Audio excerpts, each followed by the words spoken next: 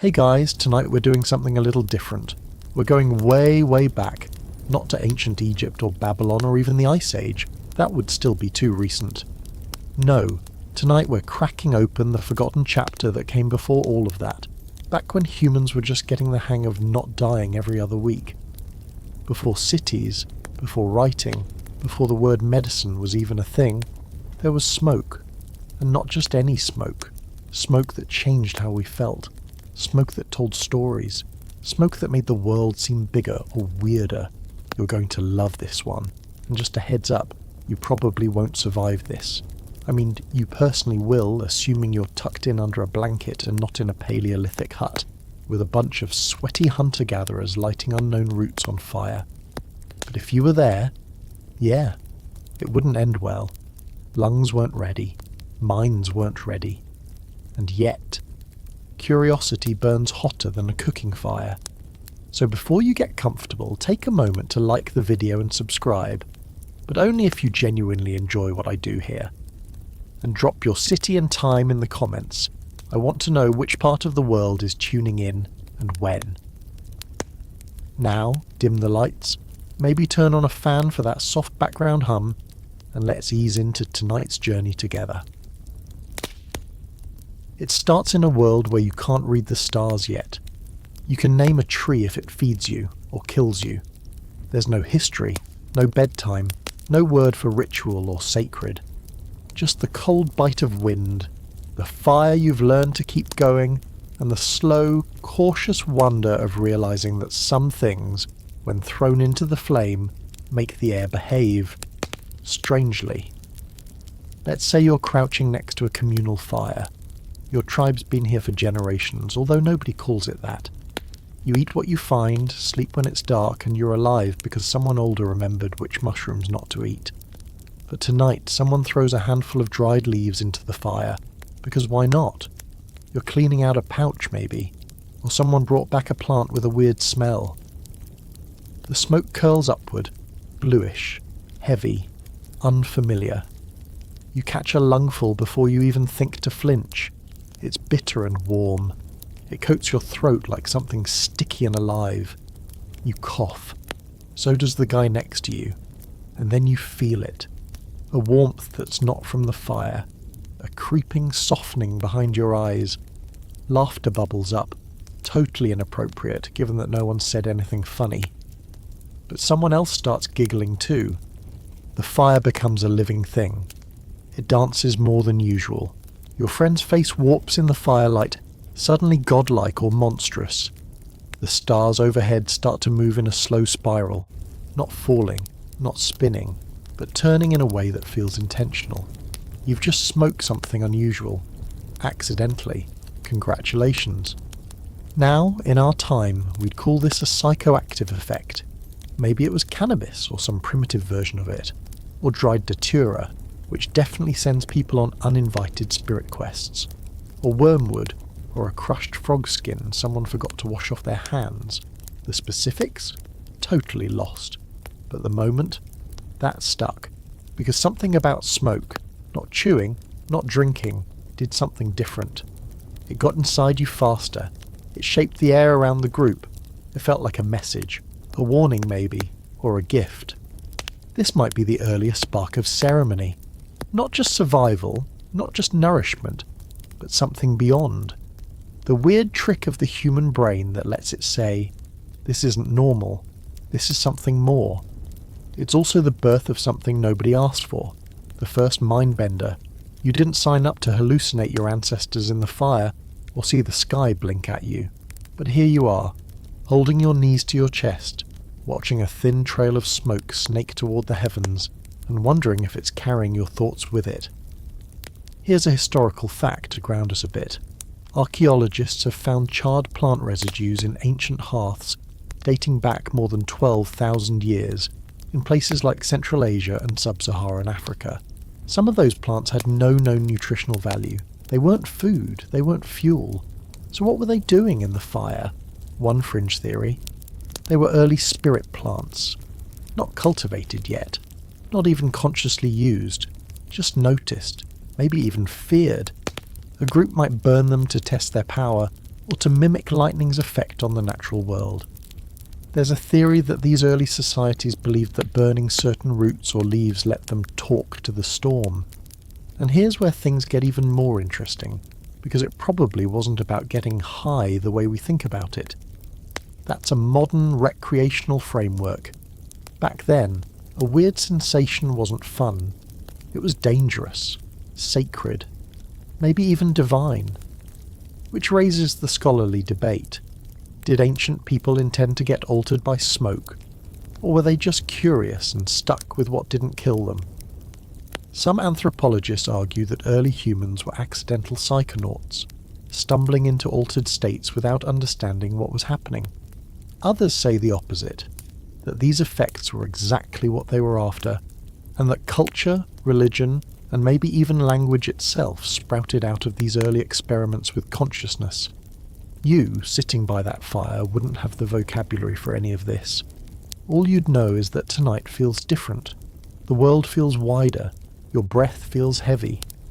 Someone across the fire just said something profound, or total nonsense. But either way, you'll remember it forever.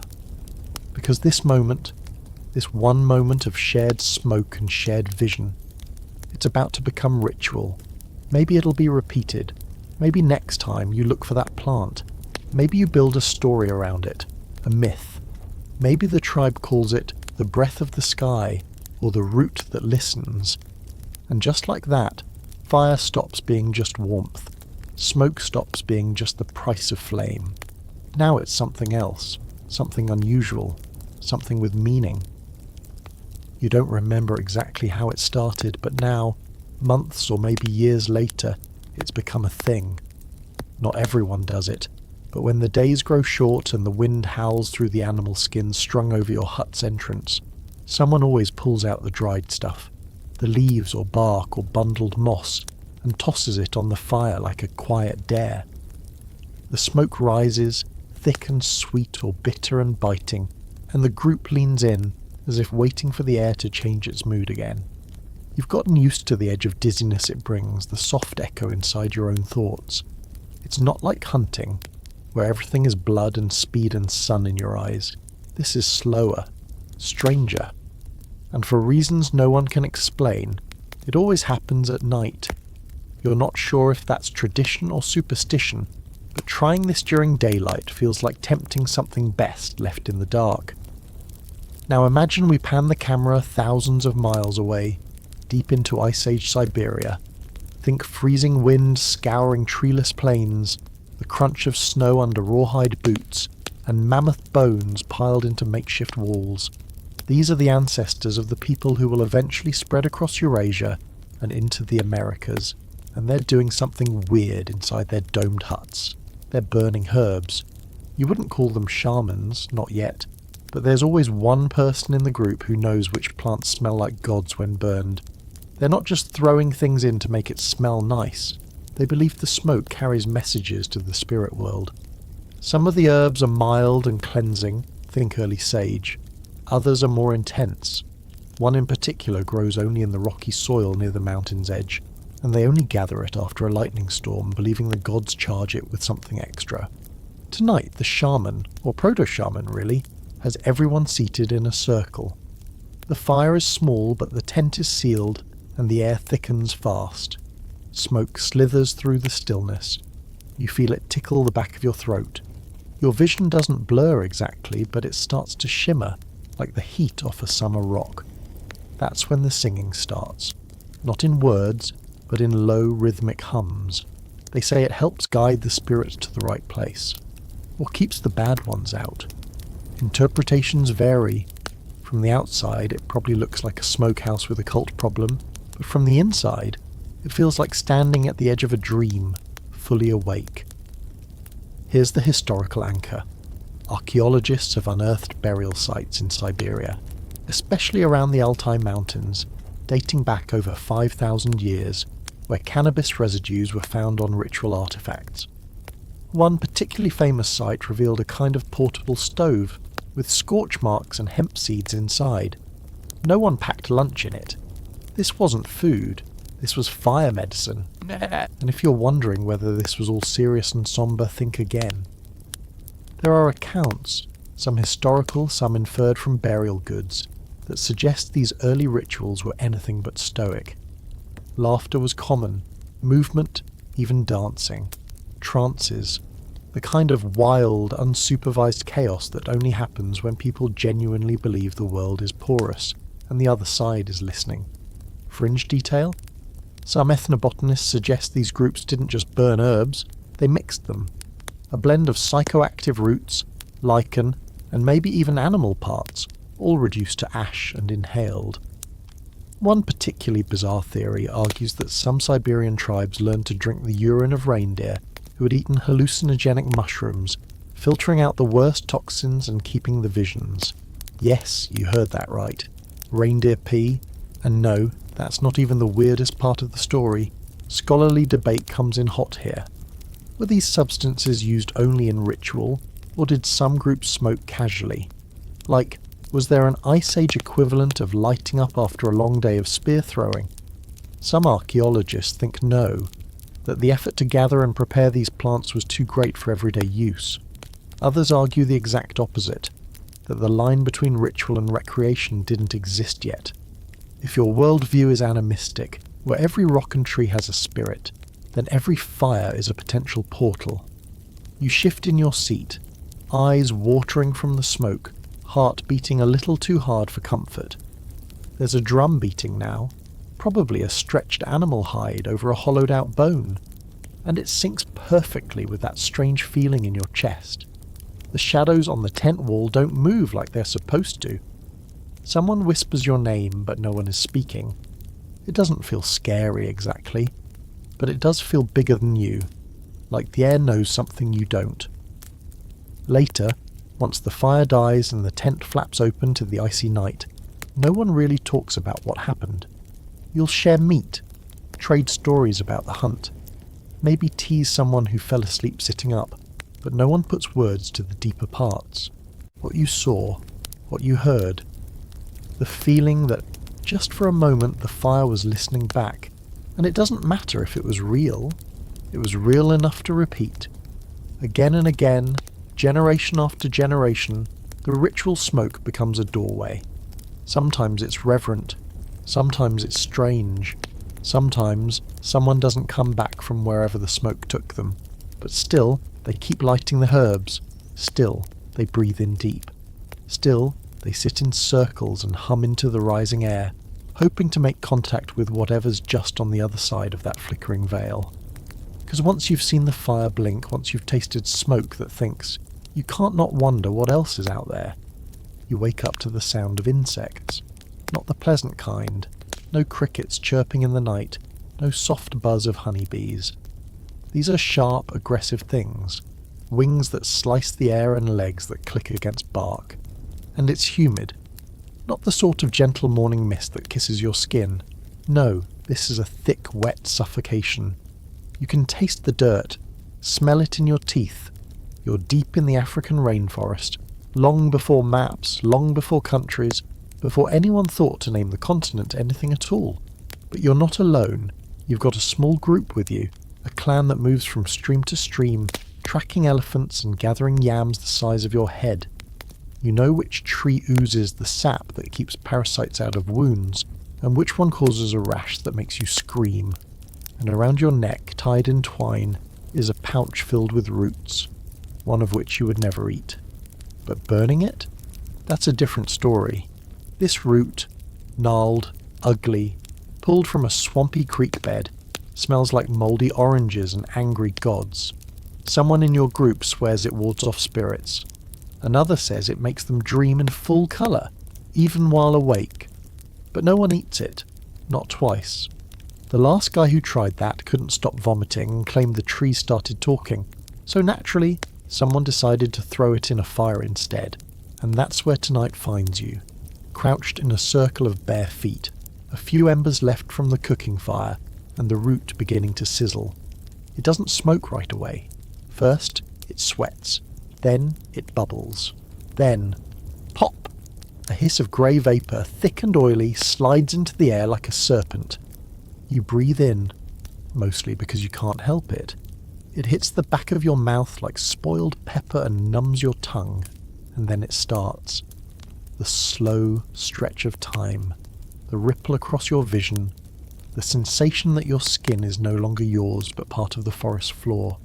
Your chest feels light, but your hands feel like they're filled with water.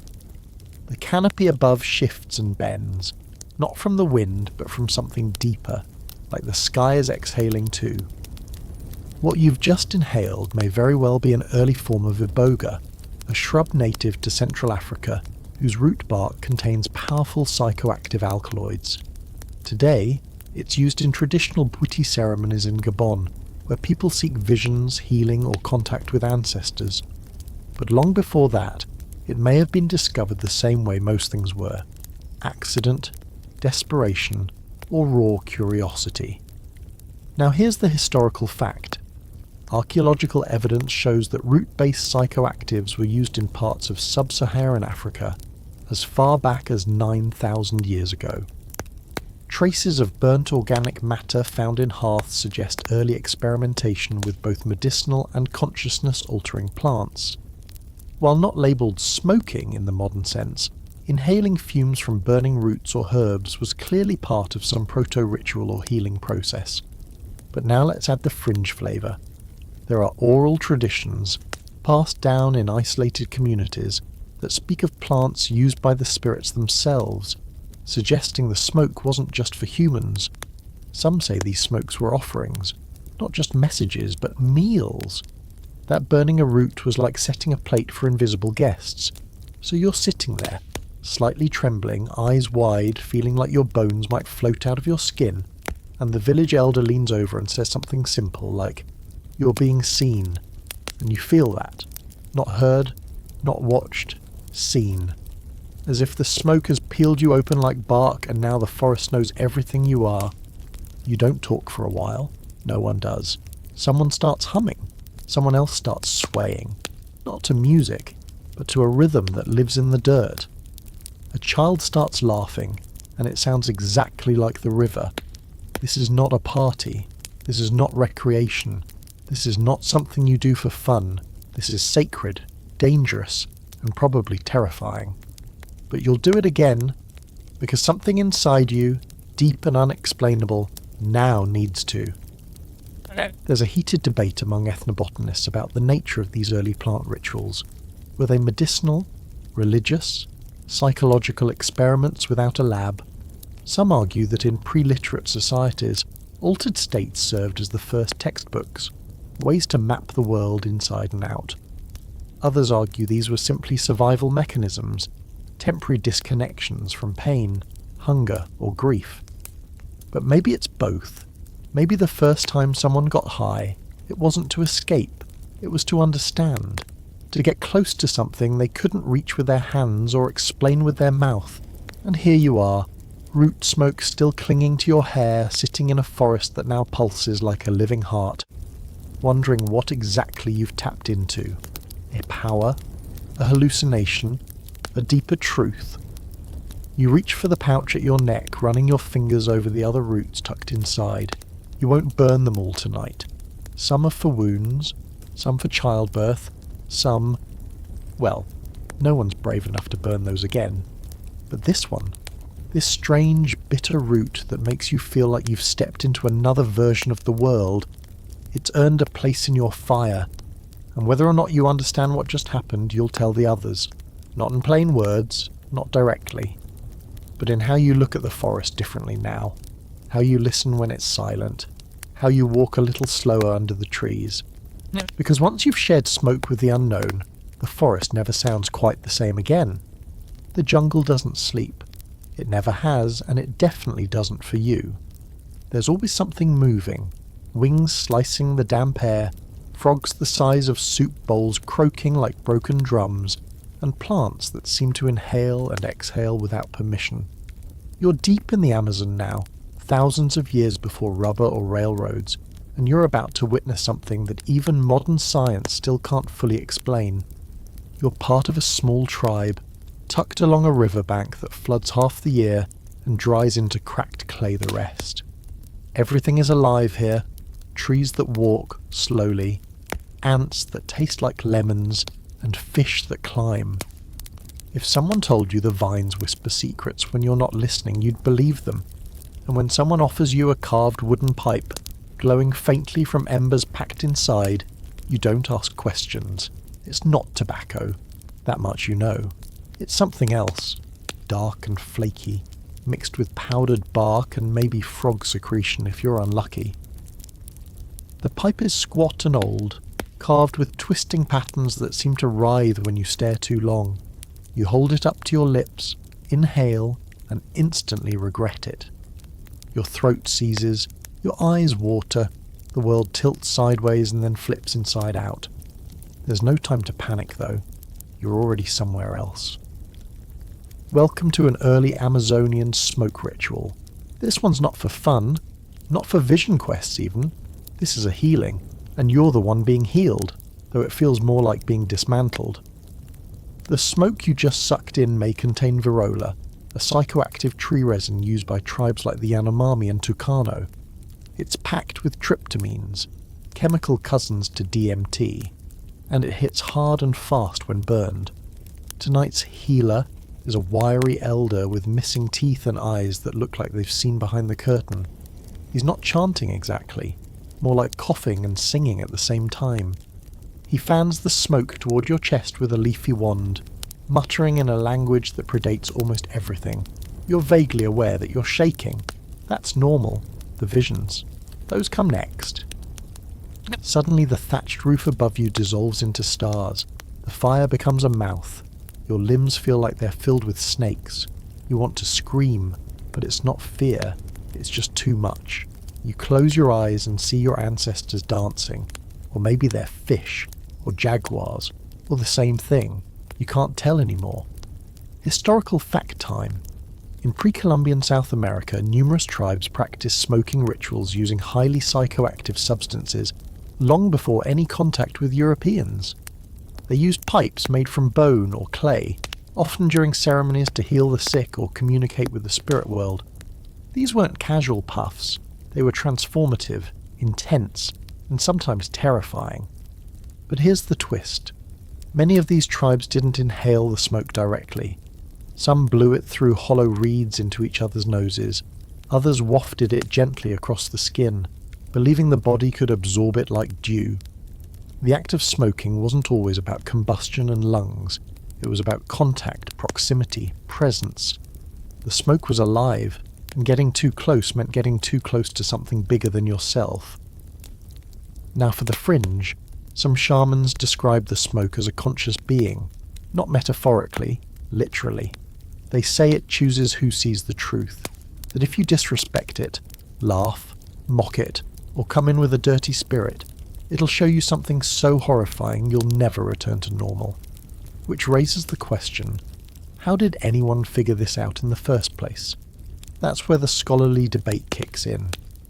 Some anthropologists argue this knowledge came from generations of trial and error, years of people dying or getting violently ill until someone noticed the right combination. Others say that's statistically impossible. The Amazon holds tens of thousands of plant species. What are the odds that anyone would randomly figure out that scraping this one specific tree at the right time of year, drying its resin, and mixing it with ash from another specific plant would produce visions of the divine? Some say dreams guided the choices. Others believe the plants taught the people. Science rolls its eyes, but also has no better answer. Back to you. You're lying on your side now, someone fanning your back with palm leaves. You're drenched in sweat, but the fire hasn't gone out. The smoke still curls through the air, slow and heavy, clinging to the rafters like lazy spirits. You feel clean, not physically, but deep down, where shame and grief tend to hide. You can't remember what you saw, not clearly, just shapes, and voices, and a glowing bird made of leaves that sang your mother's name. You're exhausted. Not the kind of tired that sleep fixes, the kind that comes after knowing something you can't unknow. No one claps, no one says you're cured, but someone gives you water, someone touches your shoulder, and someone, probably the healer, laughs softly and says, "It didn't kill you. so that's a good sign. This becomes part of your story now. Maybe you'll never do it again. Maybe you'll train for years to do it better. Maybe you'll try to forget, but the smoke doesn't forget. The jungle doesn't forget. And the next time someone talks about burning something unusual, you'll feel your fingers tremble just a little bit. Because this wasn't about escape. This was about return. About remembering what you are when all the layers are stripped away. You rise, still dizzy, and step outside into the green world, where vines sway like lullabies, and the river murmurs secrets you're not ready to hear yet, but soon. You're standing in the middle of the grasslands, wind hissing low across an ocean of gold. It's dry, wide, endless, land without a ceiling. And out here, smoke isn't a metaphor. It's survival. If the fire goes out, you're done. But tonight, the smoke curling from the centre of the nomad camp isn't just for cooking or warmth. It's for something else entirely. You're with the Scythians now, the original horseback anarchists of the Eurasian Steppe. Fierce, wild, tattooed warriors who buried their dead with gold, weapons, and often, yes, bongs. Not ornamental, not ceremonial in the look but don't touch kind of way. Functional, used, charred. Herodotus, the Greek historian, gets blamed for exaggerating a lot, but when he described the Scythians in the 5th century BCE as people who throw hemp on hot stones and howl with joy, he might not have been too far off, and you're about to find out why. The setup is simple. A leather tent tied down against the wind, stretched taut around a low fire pit. Inside there's no chimney, no ventilation, just a handful of smooth hot stones pulled from the fire and dropped into a bronze bowl. Over those stones, a pile of dry hemp. And just like that, the tent becomes a hotbox, a literal one. You're squatting on the ground, eyes already watering. The smoke hits fast, sharp, thick, and strangely sweet. You cough once, then twice, and someone laughs in a way that makes you feel like coughing is a rite of passage. Within minutes, it's impossible to see across the tent. The air pulses. Everything seems closer and farther at the same time. Welcome to the ancient steppe sauna.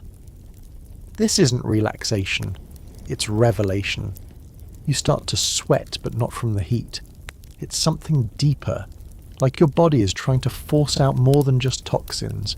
Your head gets light. Your skin tingles. Someone starts singing. Off-key, sure, but raw. A voice like dust over drums. Then someone begins to rock forward and back, muttering. You can't hear the words, but they don't need translation. You feel them in your spine. Let's anchor this in a little hard evidence. Archaeologists excavating Scythian burial mounds, kurgans, have found leather bags full of cannabis seeds, bronze cauldrons with carbon traces, and wooden tripods likely used to support canvas tents for ritual fumigation. These weren't accidents. This was a culture that knew what the smoke could do. But here's where things get weird. Fringe weird. There's a theory, only whispered in the more eccentric corners of historical anthropology, that the Scythians didn't just use cannabis for visions or rituals. They used it to speak to the dead. Not metaphorically, literally. The idea goes like this.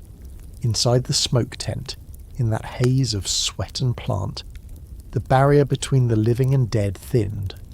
Warriors would inhale, collapse into trance, and converse with the spirits of fallen comrades to ask questions, receive warnings, or make peace. Sound ridiculous? Probably. But consider this. They buried their dead with weapons pointed skyward. They believed the soul travelled under the ground like a river. They held feasts inside their burial mounds. Their whole belief system revolved around life as a cycle, not a line. And when the wind races across this grassland, you can feel how fragile the veil between worlds might be. There's debate among scholars, of course. Some say the smoke was purely medicinal, a way to dull pain or calm nerves before battle. Others insist it was sacred, a rite of purification. Still others argue it was just a social thing, a Scythian version of passing the joint. But let's be honest, when you build a tent specifically to trap smoke and get as high as humanly possible, You're not just bored, you're reaching for something. Back in the tent, you feel yourself floating, not up but out, like your body is still sweating in the dust, but your mind is galloping across the steppe. You see shapes in the smoke, wolves, horses, a face you thought you forgot. The drumbeat is faster now and someone claps in time. Your heartbeat tries to match it and fails. And then silence. No sound. No fire crackle. Just breath and smoke and the heavy knowledge that something just happened, even if you can't explain what. Eventually the flap opens. Cold air rushes in, slapping your face like a rebirth. The stars overhead look clearer now, brighter somehow. You stumble out into the dark, dizzy and elated and a little terrified. The others do too, all blinking like newborns. No one talks about what they saw, not in full. Maybe someone jokes, maybe someone cries, but you all know. The smoke showed you something. It always does. And now, every time you see the horizon stretch out flat and endless, you'll remember the heat, the haze, the way the ground seemed to breathe beneath you. Because on the steppe, where gods ride horses and the past is never far behind, smoke is more than a substance. It's a language, a map, a mirror, and tonight it just showed you your reflection in a way you'll never quite be able to forget. It's early morning in a world that doesn't have time zones yet. The sun is dragging itself over the edge of the horizon like it's done it 1,000,000 times, and it has. But this sunrise is different. You're in Mesopotamia now, land of temples and floodplains and stories that refuse to stay buried. Everything here smells like dust and river water, and something a little sweeter. Poppies. You're standing near a small mud brick structure on the outskirts of a growing town. A village really, but it's pretending to be more. People here are starting to write, to measure, to argue over land and gods and where exactly the divine lives. You'd think that would make life more organised. It doesn't. But they're trying. And inside that little structure, someone's burning something strange in a clay bowl. Not wood, not dung, something floral. It's resinous, sticky, and brownish, with little black seeds that look like they've been cooked down into syrup. The smell is familiar and completely foreign at once. Earthy, sharp, with a faint bitter trail that lingers in your nostrils like a question. It's opium, or more accurately, the very first version of it. No syringes, no pills, no fancy names, just raw papava somniferum, the sleep bringer, scraped from pods that bleed when cut and hardened into dark lumps. You inhale deeply, not intentionally. It's just in the air, curling like a lazy snake around your ankles into your lungs. The effect is slow, but precise. Muscles unclench, thoughts blur. Pain, if you had any, takes 3 steps back and decides to wait outside. You sit down without meaning to, back against the wall, blinking slowly. Someone beside you hums a low chant, ancient words about rivers and moonlight and broken hearts. You don't understand all of it, but you feel it. And the smoke? It's not just soothing, it's sacred. Now here's the historical anchor. We've got strong evidence that the Sumerians, one of the world's first civilizations, were cultivating opium poppies around 3400 BCE. They even had a name for it, Hulgil, which translates to joy plant. It was part of their pharmacopoeia, used in medicine, ritual, and possibly even divination. Clay tablets from later Mesopotamian cultures describe mixtures of herbs and resins burned to appease gods or heal ailments, and opium is right there in the recipe. But here's where it gets weird. Some fringe scholars suggest that priests didn't just use opium to help people sleep or dull pain. They used it to see. Not metaphorically, literally. Burn enough of it in an enclosed temple chamber, and your body relaxes to the point where the conscious mind starts slipping through cracks it didn't know it had. Visions follow, dreams with teeth, messages from gods, or what feel like gods. You start to sway a little, still seated, still breathing in that sweet, bitter air. Someone places a cool stone on your forehead. Maybe they're a healer, maybe a priest, maybe just someone who didn't want you to pass out face first into the incense burner. They murmur something. You laugh, not because it's funny, but because the sound escapes without warning. Here's the debate. Was this all intentional, or just a happy or dangerous accident? Some historians argue that early use of opium was strictly medicinal. Sore joints, coughing, battle wounds, nothing mystical. Others say no way. When people are surrounded by deities that live in the wind and the stars and the rivers, every shift in consciousness is a sacred event. Burning opium in a temple wasn't just about soothing, it was about contact. Reaching through the veil. You can't answer that because you're halfway to dreaming with your eyes open. You see a bird with 6 wings and a human face. You hear the Tigris River speaking your name in reverse. You taste figs even though you haven't eaten in hours. And then, silence. Thick, luxurious silence. It folds around you like a weighted blanket for the soul. You exhale, long and slow, and realize you haven't moved in what feels like days. When you finally do, it's only to lie back and stare at the smoke drifting up through a hole in the ceiling. It curls in a slow spiral, like it's returning to wherever it came from. In time, the effects fade, not abruptly, not cruelly, gently, like the tide pulling away from your ankles. You sit up, someone hands you water, you drink. The real world rushes back in, hard walls, hot air, far off shouting from the marketplace, but the moment still clings to you, like smoke in your hair. You leave the chamber slowly, blinking at the too bright sun, stomach rumbling, legs unsteady but not weak. There's a heaviness in your chest, but it's not sadness. It's the weight of having gone somewhere and come back changed. And the strangest part, no one talks about it, at least not directly. You'll hear whispers about the joy room or the temple of dreams, but no one says what happens inside. Because even here, where gods have names and cities rise like mountains, there are still mysteries, still doors no one fully understands. So, next time someone offers you something bitter and sticky in a little carved bowl and tells you to sit down, breathe and listen, know this. You're not just treating a headache.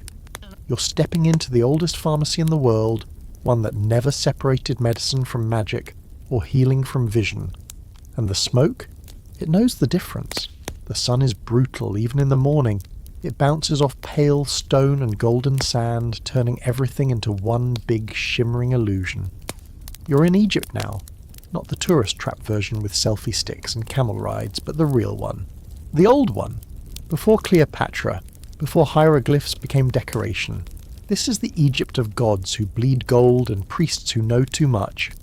You're walking through a temple complex that feels like it was carved straight from the bones of the earth. Columns rise like petrified papyrus stalks. Incense drifts lazily through the air, slow and sticky, clinging to your skin like invisible silk. Every surface glows faintly in the rising light, as if the limestone itself remembers something sacred. And at the centre of it all, beneath a vaulted ceiling painted with stars that never move, is the altar, and the smoke. You approach it cautiously, even though no one stops you. A priest stands nearby, head shaved, robes simple, hands gentle but stained with years of burning things that probably weren't meant to be burned. He's holding a censer, a bowl on chains, and gently swinging it side to side, releasing waves of something both intoxicating and strangely mathematical. You catch a breath of it and nearly stumble. It's Kyphi, a blend so complicated you'd think it was alchemy. Honey, wine, raisins, myrrh, frankincense, juniper berries, cinnamon, and probably something secret no one ever wrote down. It smells like sweet rot and heaven and your grandmother's attic all at once, and it hits, not like a punch, more like a hand pressing softly on your chest saying, "Sit down, be still, you're about to meet someone important." Let's talk historical fact. Kyphi was real, and not just real, documented, revered, protected. Recipes have been found on temple walls and in medical papyri, detailing 20 or more ingredients and hours of preparation. It was used in healing, prayer, sleep and offerings to the gods, especially Ra and Osiris. Burning Kyphi wasn't a casual air freshener, it was a key, and the smoke, a path. And here's the thing, this wasn't just ritual, it was deeply chemical. Some of the ingredients in Kyphi, when heated, release compounds known to calm the nervous system and trigger altered states. You wouldn't call it a high by modern standards, but you also wouldn't trust yourself to do taxes after a few minutes of it. You sit near the altar, not right up front. No one gets that close unless they're trained, but close enough to breathe deeply. The air is thick with time. Every inhale feels like sipping from a cup passed down for centuries. You feel your body soften, your mind slow. The symbols on the wall stop looking like drawings and start looking like instructions. Someone starts chanting low and rhythmic. The language isn't yours, but it doesn't matter. It's not about understanding, it's about alignment. Here's where the fringe enters. Some scholars believe that Kyphi and other temple incenses were carefully engineered to induce mild trance states in priests and oracles. Not visions of dancing hippos or anything wild, more like subtle openings of perception. An attunement. They weren't looking for escape. They were tuning the radio to divine frequency. You're breathing in that same smoke now, eyes fluttering, hands resting on your knees. The walls around you seem to pulse gently, not in a terrifying way, but in the way your heartbeat pulses when you really, really listen to it. A shaft of sunlight cuts through a high window, catching the rising smoke and turning it into a glowing column that stretches from stone to sky. And then something happens. It's small, but unmistakable. A whisper that isn't a whisper. A sense that someone, something, is looking back at you from inside the smoke. You don't move. You don't speak. You just sit there, feeling completely known. Then it's gone. No flash. No thunderclap. Just a gentle fade, like a dream slipping out the back door before you wake. You blink. The priest is still swinging the censer. The chant continues, but you feel shifted, like you've passed through something or it passed through you, and this is where the real debate kicks in. Were these temple rituals designed to bring people closer to the gods, or to replace them entirely? Some historians argue that the priests cloaked in smoke and ceremony weren't just intermediaries, they became divine themselves, at least temporarily. The scent, the rhythm, the setting, all engineered to blur the line between human and sacred. Others call that nonsense, say it was just pageantry, political theatre with a good aroma. But you, having sat here long enough for your knees to ache and your breath to steady, aren't so sure. You felt something in the smoke. Something old. Something aware. Eventually the ceremony ends. The censer is lowered. The smoke thins and twists upward, vanishing like mist into the bright morning sky. People begin to move again, slowly, reverently. You rise with them, a little unsteady, like the floor's forgotten how to hold you. Outside, the heat hits harder. The real world, with its markets and donkeys and shouting vendors, feels almost absurd in its brightness. But the scent of Kyphi clings to your robes, to your skin, to your hair. You'll smell it for days, maybe forever. Because what you breathed in back there wasn't just incense, it was memory, it was myth. It was the language of the gods, spoken in curls of smoke and swallowed in silence. The stone steps are slick with age, polished by centuries of sandaled feet and nervous pilgrims. You climb them anyway, one slow breath at a time, even though the air is already getting thin. Above you, perched like a riddle on the flank of Mount Parnassus, waits the Temple of Apollo. Below you, the world spreads out in soft blue and green waves, olive groves, winding paths, and a sky that seems to curve in on itself. You're in ancient Greece now, and everything smells like laurel leaves and ambition.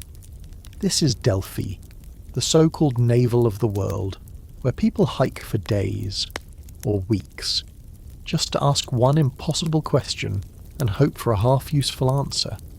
Most leave confused, a few leave blessed, all leave changed, and at the centre of it all, a woman seated above a crack in the earth, breathing in something you probably shouldn't get too close to.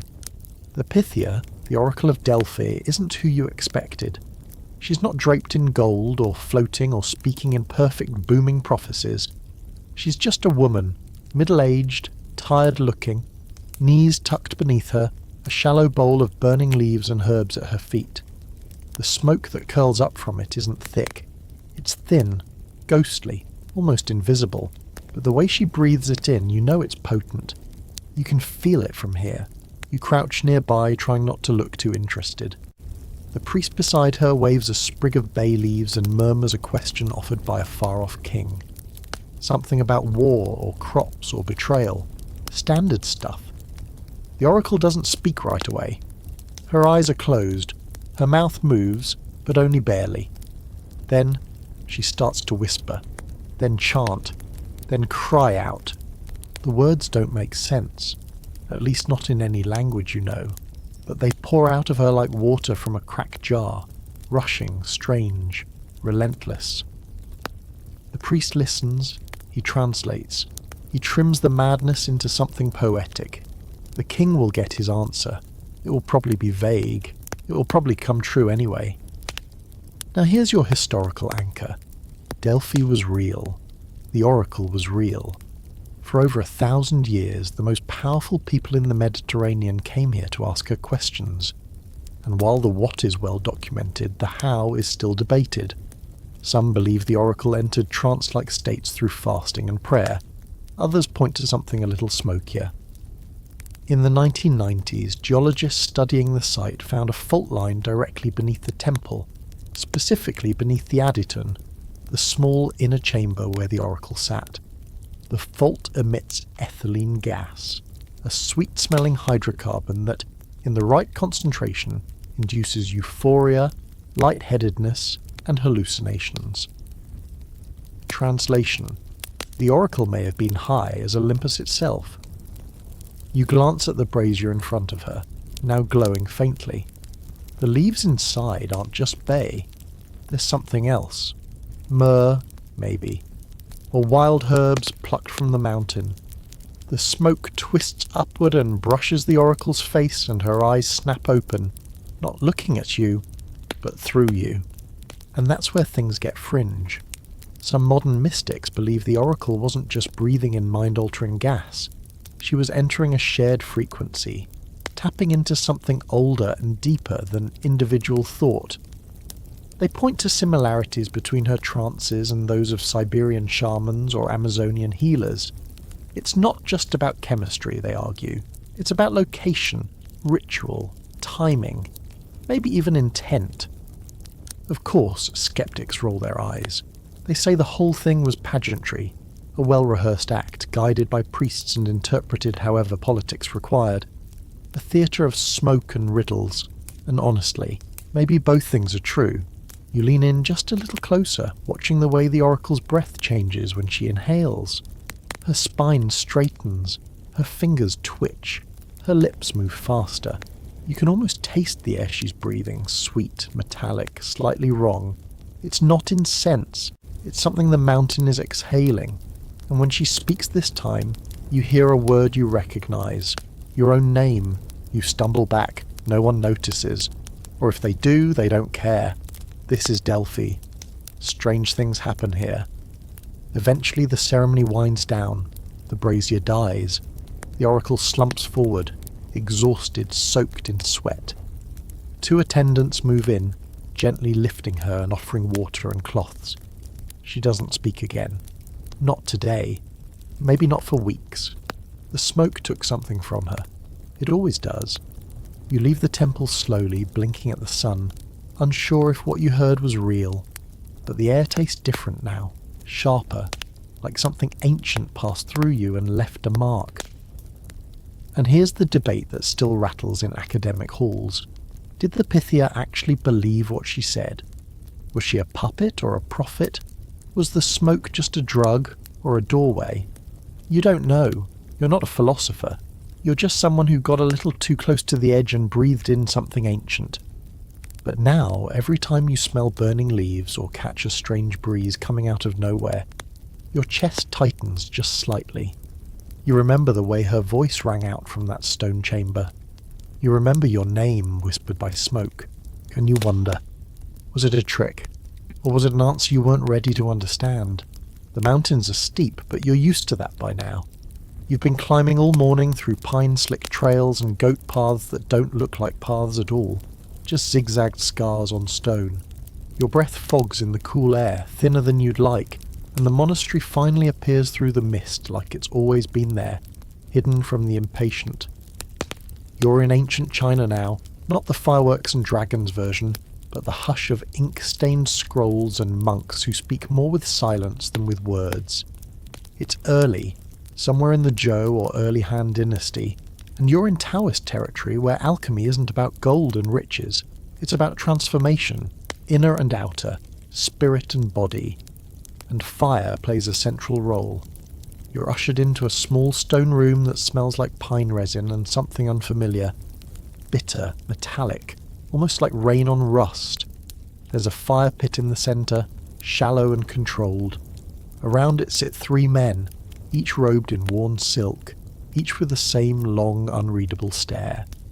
On a shelf to your right, ceramic flasks, lacquered boxes, little bags tied with twine, herbs, minerals, odd scraps of fungus. You've stepped directly into a very old experiment. One of the monks grinds something with a stone pestle, dark red shavings from what looks like a root, mixed with crumbles of sulphur yellow powder. Another carefully unwraps a thin sliver of what might be cinnabar, or mercury sulfide, known for its glowing hue and its inconvenient toxicity. They say immortality has a price. Sometimes the price is neurological damage. But the third monk leans over the flame and drops a pinch of powder onto a glowing coal. A curl of smoke rises. It's pale grey at first, then turns an eerie blue. He doesn't wave it around. He just watches it drift upward, eyes half-lidded. Then he breathes in, slow and deliberate, and gestures for you to do the same. You hesitate. You've smelled plenty of strange things over the past few journeys, but this one is different. It doesn't just enter your nose, it crawls. It curls up into your sinuses and unfolds like a blueprint in your brain. Everything slows down. Your heartbeat becomes a drum, then an echo, then something you can't find. You sit down hard. Historical fact. Ancient Taoist alchemy was not just about strange elixirs and philosopher's stones. It often involved inhalation, fumes produced by burning or chemically combining herbs, minerals and metals. Texts from as early as the 4th century BCE describe smoke meditations, where practitioners would breathe in controlled vapours believed to purify the body and align the soul with the Tao, the ineffable cosmic order. Some of these concoctions included dangerous substances, arsenic, mercury, lead, but they were handled with a kind of reverence, not recklessness. Fringe detail? There are tales, unconfirmed of course, of monks who would spend weeks preparing a particular incense from a secret recipe, and when burned in ritual, it would cause them to levitate. Not float exactly, but rise slightly off the ground in deep trance. Skeptics say it was heat waves and myth-making. Believers nod slowly and say, "You had to be there." And now you are. The smoke thickens. The fire's glow pulses. The room feels smaller, or maybe your body feels bigger.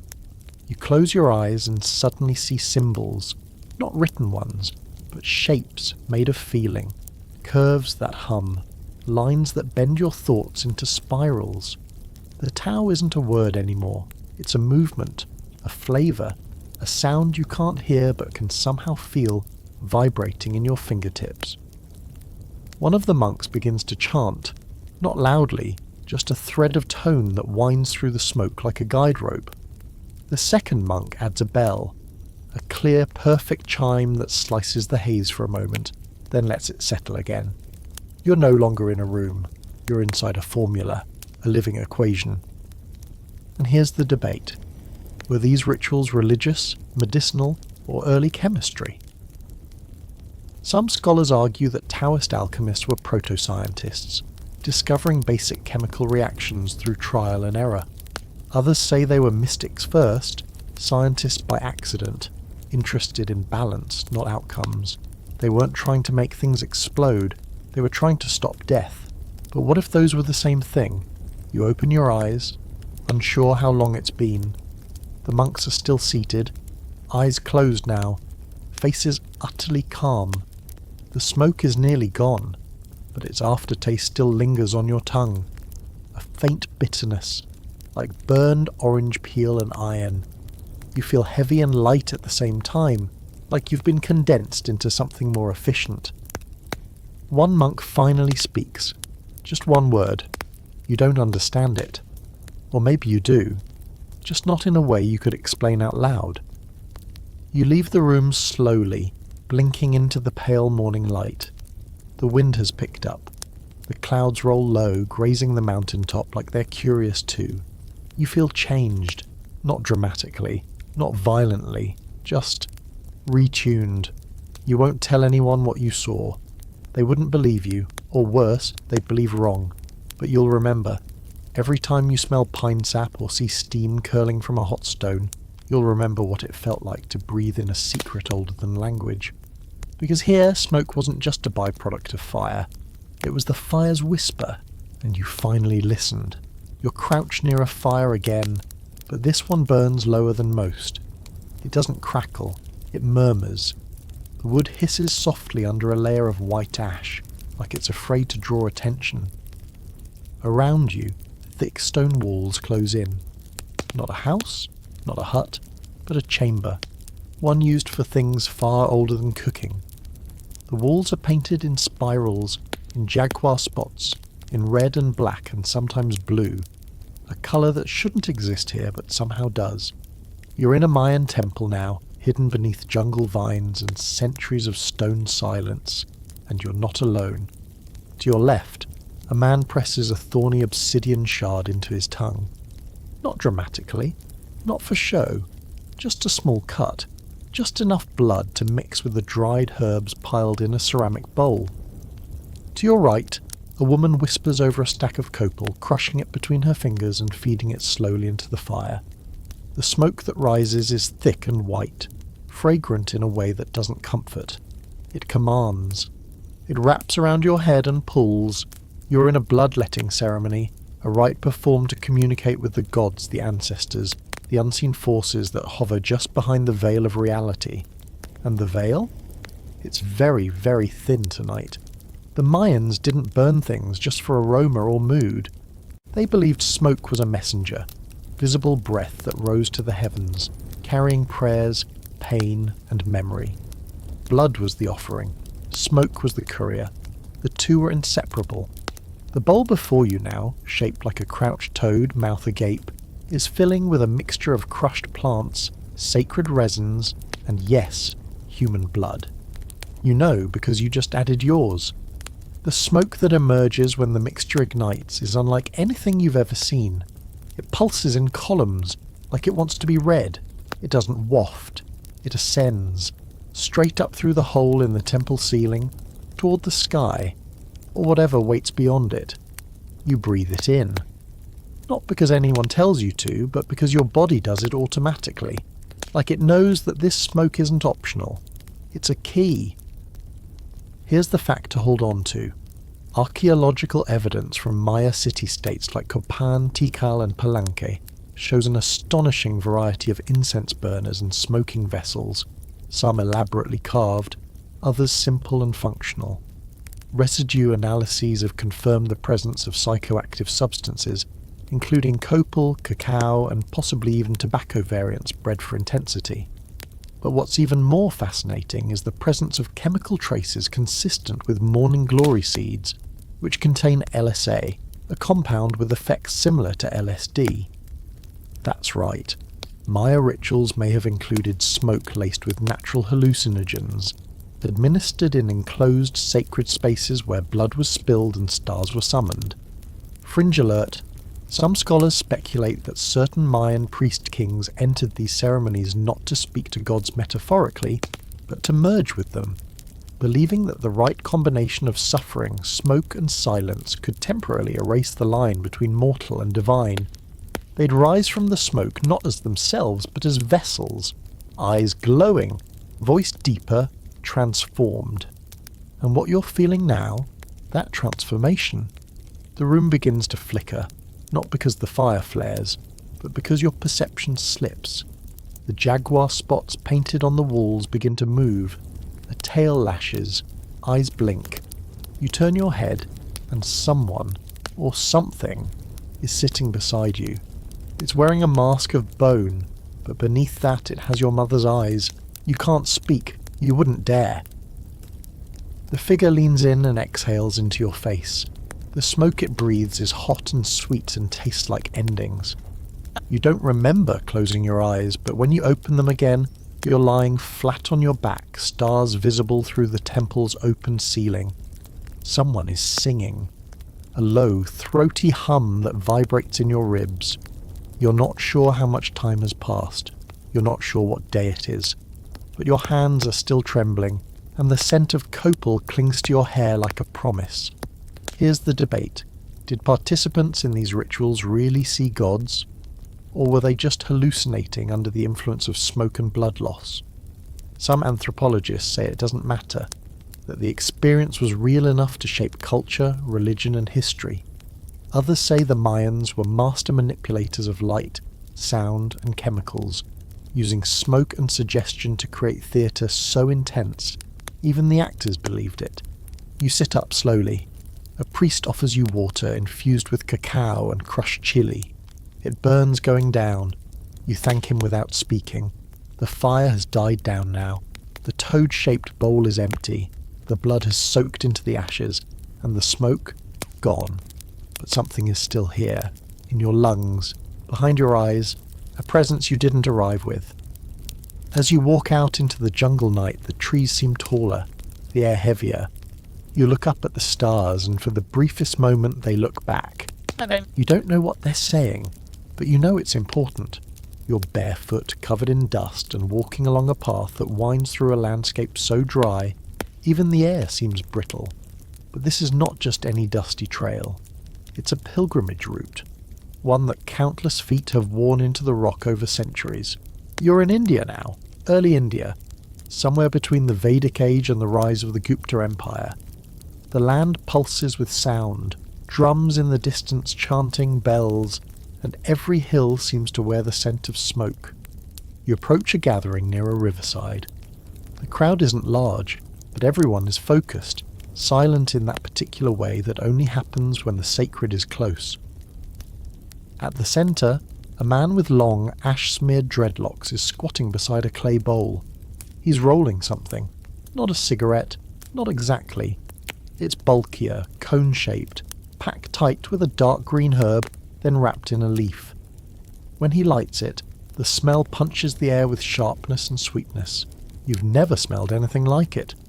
Then he inhales, long and deep, until his chest swells like a drum.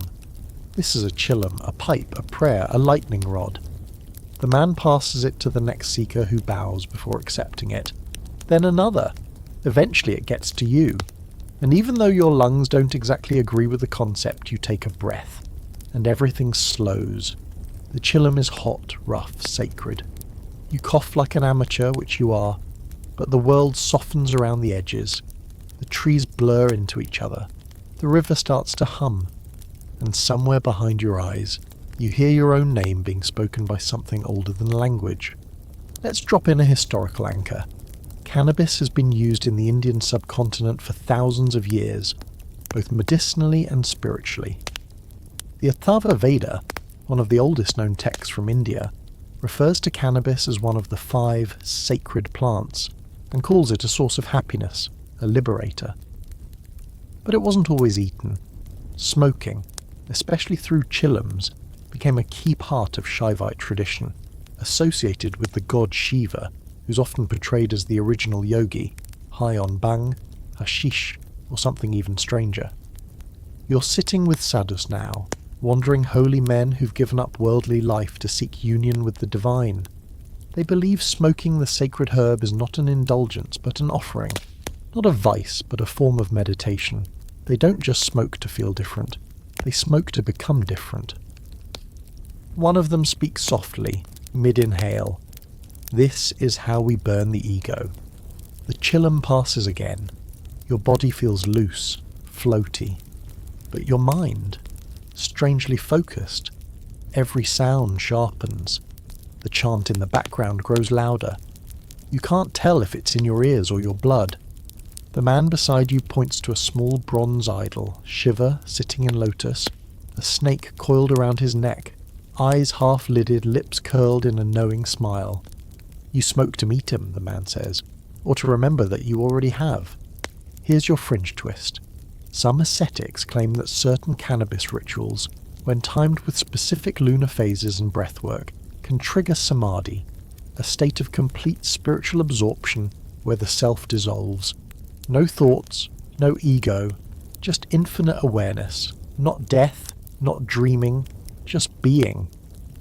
A few accounts even describe people slipping into trance for days, not asleep, not awake, just gone. Skeptics chalk it up to poor nutrition and a little too much hash, but the sadhus, they just smile and offer the chillum again. And now the debate. Was this just cultural myth-making? A way to dress up a drug habit in spiritual robes? Or were these ancient practitioners unlocking something real? Something we've forgotten in our rush to label, regulate and suppress? Because sitting here now, swaying slightly, feeling your breath melt into the wind, it doesn't feel like you're running from anything. It feels like you've stepped inside something that was waiting for you. A quiet room behind your thoughts, a place where Shiva sits, forever still, watching galaxies form and fade with the same amused glance. Eventually the ritual winds down. The chillum is tapped clean, ash falls into the fire, someone offers you water from a gourd. You drink, tasting clay and grass and a sweetness that wasn't there before. No one claps. No one calls it enlightenment. You just sit there, blinking, heart steady, watching the sun begin to slide toward the horizon like it's in no particular rush. And for the first time in a while, you feel the same way. As you walk back along the path, your feet moving on their own, the scent of that sacred smoke still lingers in your hair, in your clothes, behind your teeth. Not heavy, not cloying, just there, like a reminder. Because maybe you didn't find God today, but maybe you walked past him, and maybe he smiled. The ground is hard-packed dirt. Your knees ache just from crouching on it. But everyone else seems fine, so you pretend you are too. There's a hush in the air, broken only by the quiet crackle of embers in a shallow bowl, and the faint sound of someone blowing across the top of a hollowed-out bone. You're in North America now, pre-colonial, pre-anything you'd recognize. Deep in the traditions of the First Nations where smoke doesn't just rise, it speaks. The ceremony has already begun. There's no dramatic entrance, no chanting in tongues, no fireballs, just the slow, deliberate movements of elders who carry bundles of sage and cedar, twisting them with a rhythm born from memory. One of them lifts a long, slender pipe, elegant, hand-carved, sacred, and fills it with a blend of tobacco and dried herbs that don't smell like anything you'd find at a gas station. They smell older, wilder, like thunder and pine and promises. You're handed the pipe with both hands, palms up. Not because it's fragile, but because it's alive. The act of passing it is half the point. You raise it to the sky, then to the ground, then to your chest. You've seen this done before. This time you're doing it yourself. You inhale, slow. The smoke is smoother than you expect, heavy but not harsh. It spreads across your tongue like dark honey, slips down your throat and settles in your lungs like it belongs there. Then it leaves you, just as deliberately, swirling into the circle and up into the dusk. Here's the historical ground truth. In many indigenous cultures across North America, the ceremonial pipe, often called the peace pipe, though that's a narrow translation, was a central object in spiritual and communal life. But it wasn't just about smoking, it was about connection. The smoke carried thoughts, intentions, prayers. It wasn't a performance, It was a delivery system for the sacred. The blend itself varied. Some used kinnikinic, a mix of tobacco and other plants like red willow bark or bearberry leaves. The goal wasn't intoxication, it was focus, a tuning of the senses, a way to enter the story without getting lost in it. And here's a fringe fact that never makes it into textbooks. Some oral traditions speak of the pipe as an actual being, not just a tool, not just a symbol, but an ancestor, a bridge, a memory made solid. One elder once said, "The pipe is a way to remember how to be a person. You don't really get that until the smoke leaves your mouth and you feel your thoughts go with it." Back in the circle, the pipe moves slowly, clockwise, never skipping anyone. Each person lifts it like they're picking up a feather dipped in thunder. Some close their eyes, others speak softly, not to each other, but to something just beyond the tree line. The air is thick with intention. You realise you're holding your breath, not because you have to, but because exhaling feels like ending a prayer too early. And here's the academic tug of war. Were these rituals purely symbolic, or did they have physiological effects that altered states of consciousness? Some researchers point out that high concentrations of nicotine, combined with hypoxia from deep, deliberate inhaling, can absolutely create a floating sensation, sometimes bordering on trance. Others say that explanation misses the point entirely. The experience is the point, not the chemicals. You don't need a lab coat to confirm that something is happening. You feel it. Your body feels rooted like a tree. Your thoughts quiet. The stories being told by the elder about the time the wind married a mountain, or when the moon forgot to rise for a week, stop sounding like metaphors. They sound like reports. The smoke curls upward in slow spirals, barely moving even as the wind nudges the edges of the gathering. It holds its shape longer than it should, like it has somewhere to be, but wants to make a point before it goes. And that's when the elder stops talking. He looks up, raises the pipe one last time and says, "This smoke knows where it's going. Don't try to follow it." The pipe is capped. The embers fade. The ceremony ends without ceremony. No applause, no climax. Just a silence so full it aches. You walk away slowly, bare feet brushing dry grass, head still heavy with the smell of cedar and sage. You don't feel high, you feel clear, like something inside you just got reorganized without asking permission. And the pipe? It's not forgotten. You can still feel its shape in your hands, even though you're no longer holding it. You remember the weight, the heat, the reverence. You remember the smoke leaving your mouth like a secret you didn't know you had. Later someone will ask what it was like. You'll want to say calm, or powerful, or maybe just right. But those words won't fit, and so you'll say nothing. And when the wind shifts, carrying a whisper of sweet, woodsy smoke across your path, you'll nod. Because now you know what it means when someone says, "The pipe spoke." You're on a boat now, not a big one.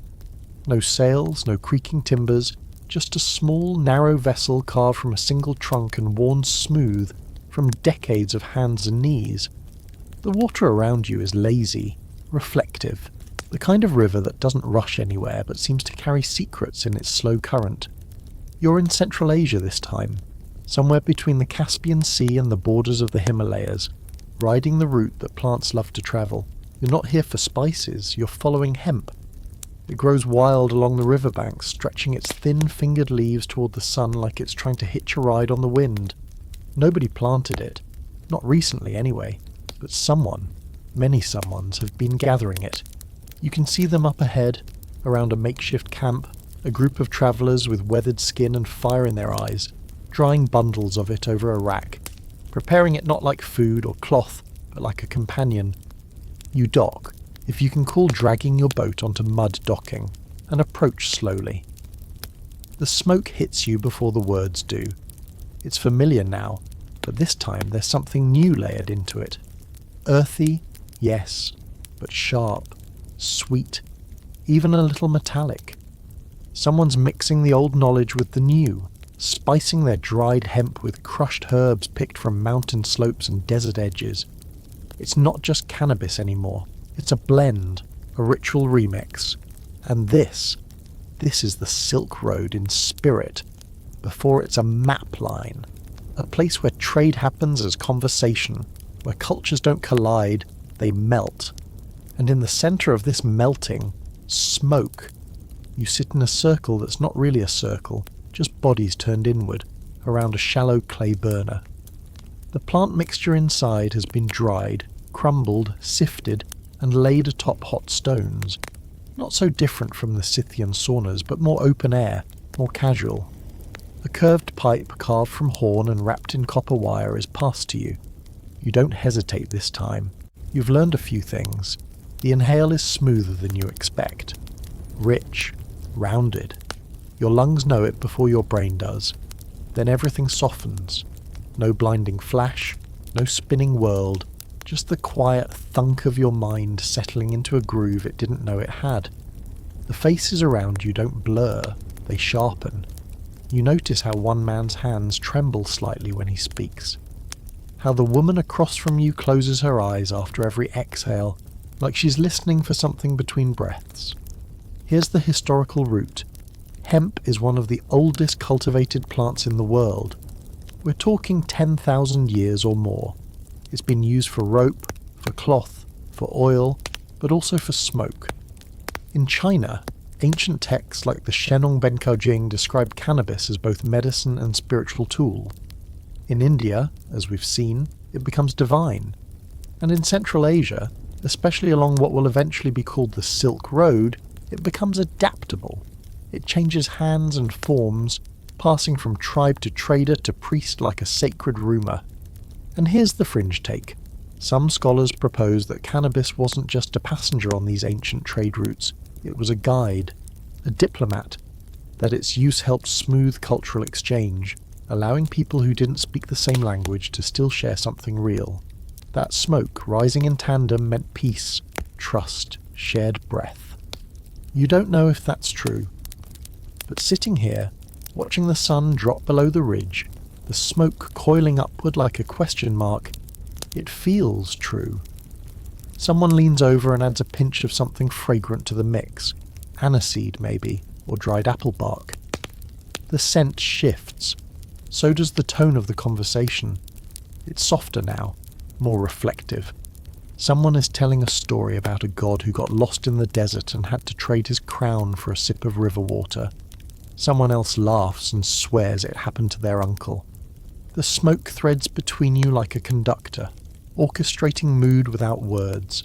There's no ceremony, no set roles, but you can feel the rhythm, the inhale, the exhale, the pause. It's jazz, if jazz had been invented 2,000 years ago and smelled like resin.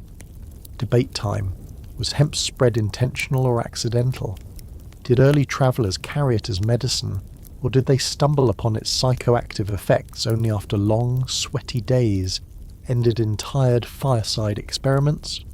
Some argue that its smoking properties were discovered and shared deliberately, part of an early pharmacological canon. Others say it was just a byproduct of proximity, burn the right thing enough times, and eventually someone inhales. But you're not debating right now. You're lying on your back in the grass, the stars sliding out of their hiding places one by one. The fire has gone low, the pipe's gone quiet. But the feeling lingers, a stretch in your chest, like something is untying. You hear a story in a language you don't understand, but the cadence makes sense anyway. You smile. You don't know why. That's the good part. As the night settles in, and the embers hiss with their last effort, you look around at faces you didn't know yesterday and might never see again. You all share this one thing.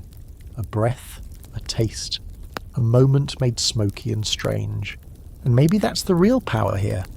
Not the plant, not the pipe, but the passing, the willing hand, the open lungs, the inhale that says, I trust you, and the exhale that means, we are the same, for now. The streets are soft with dust and song.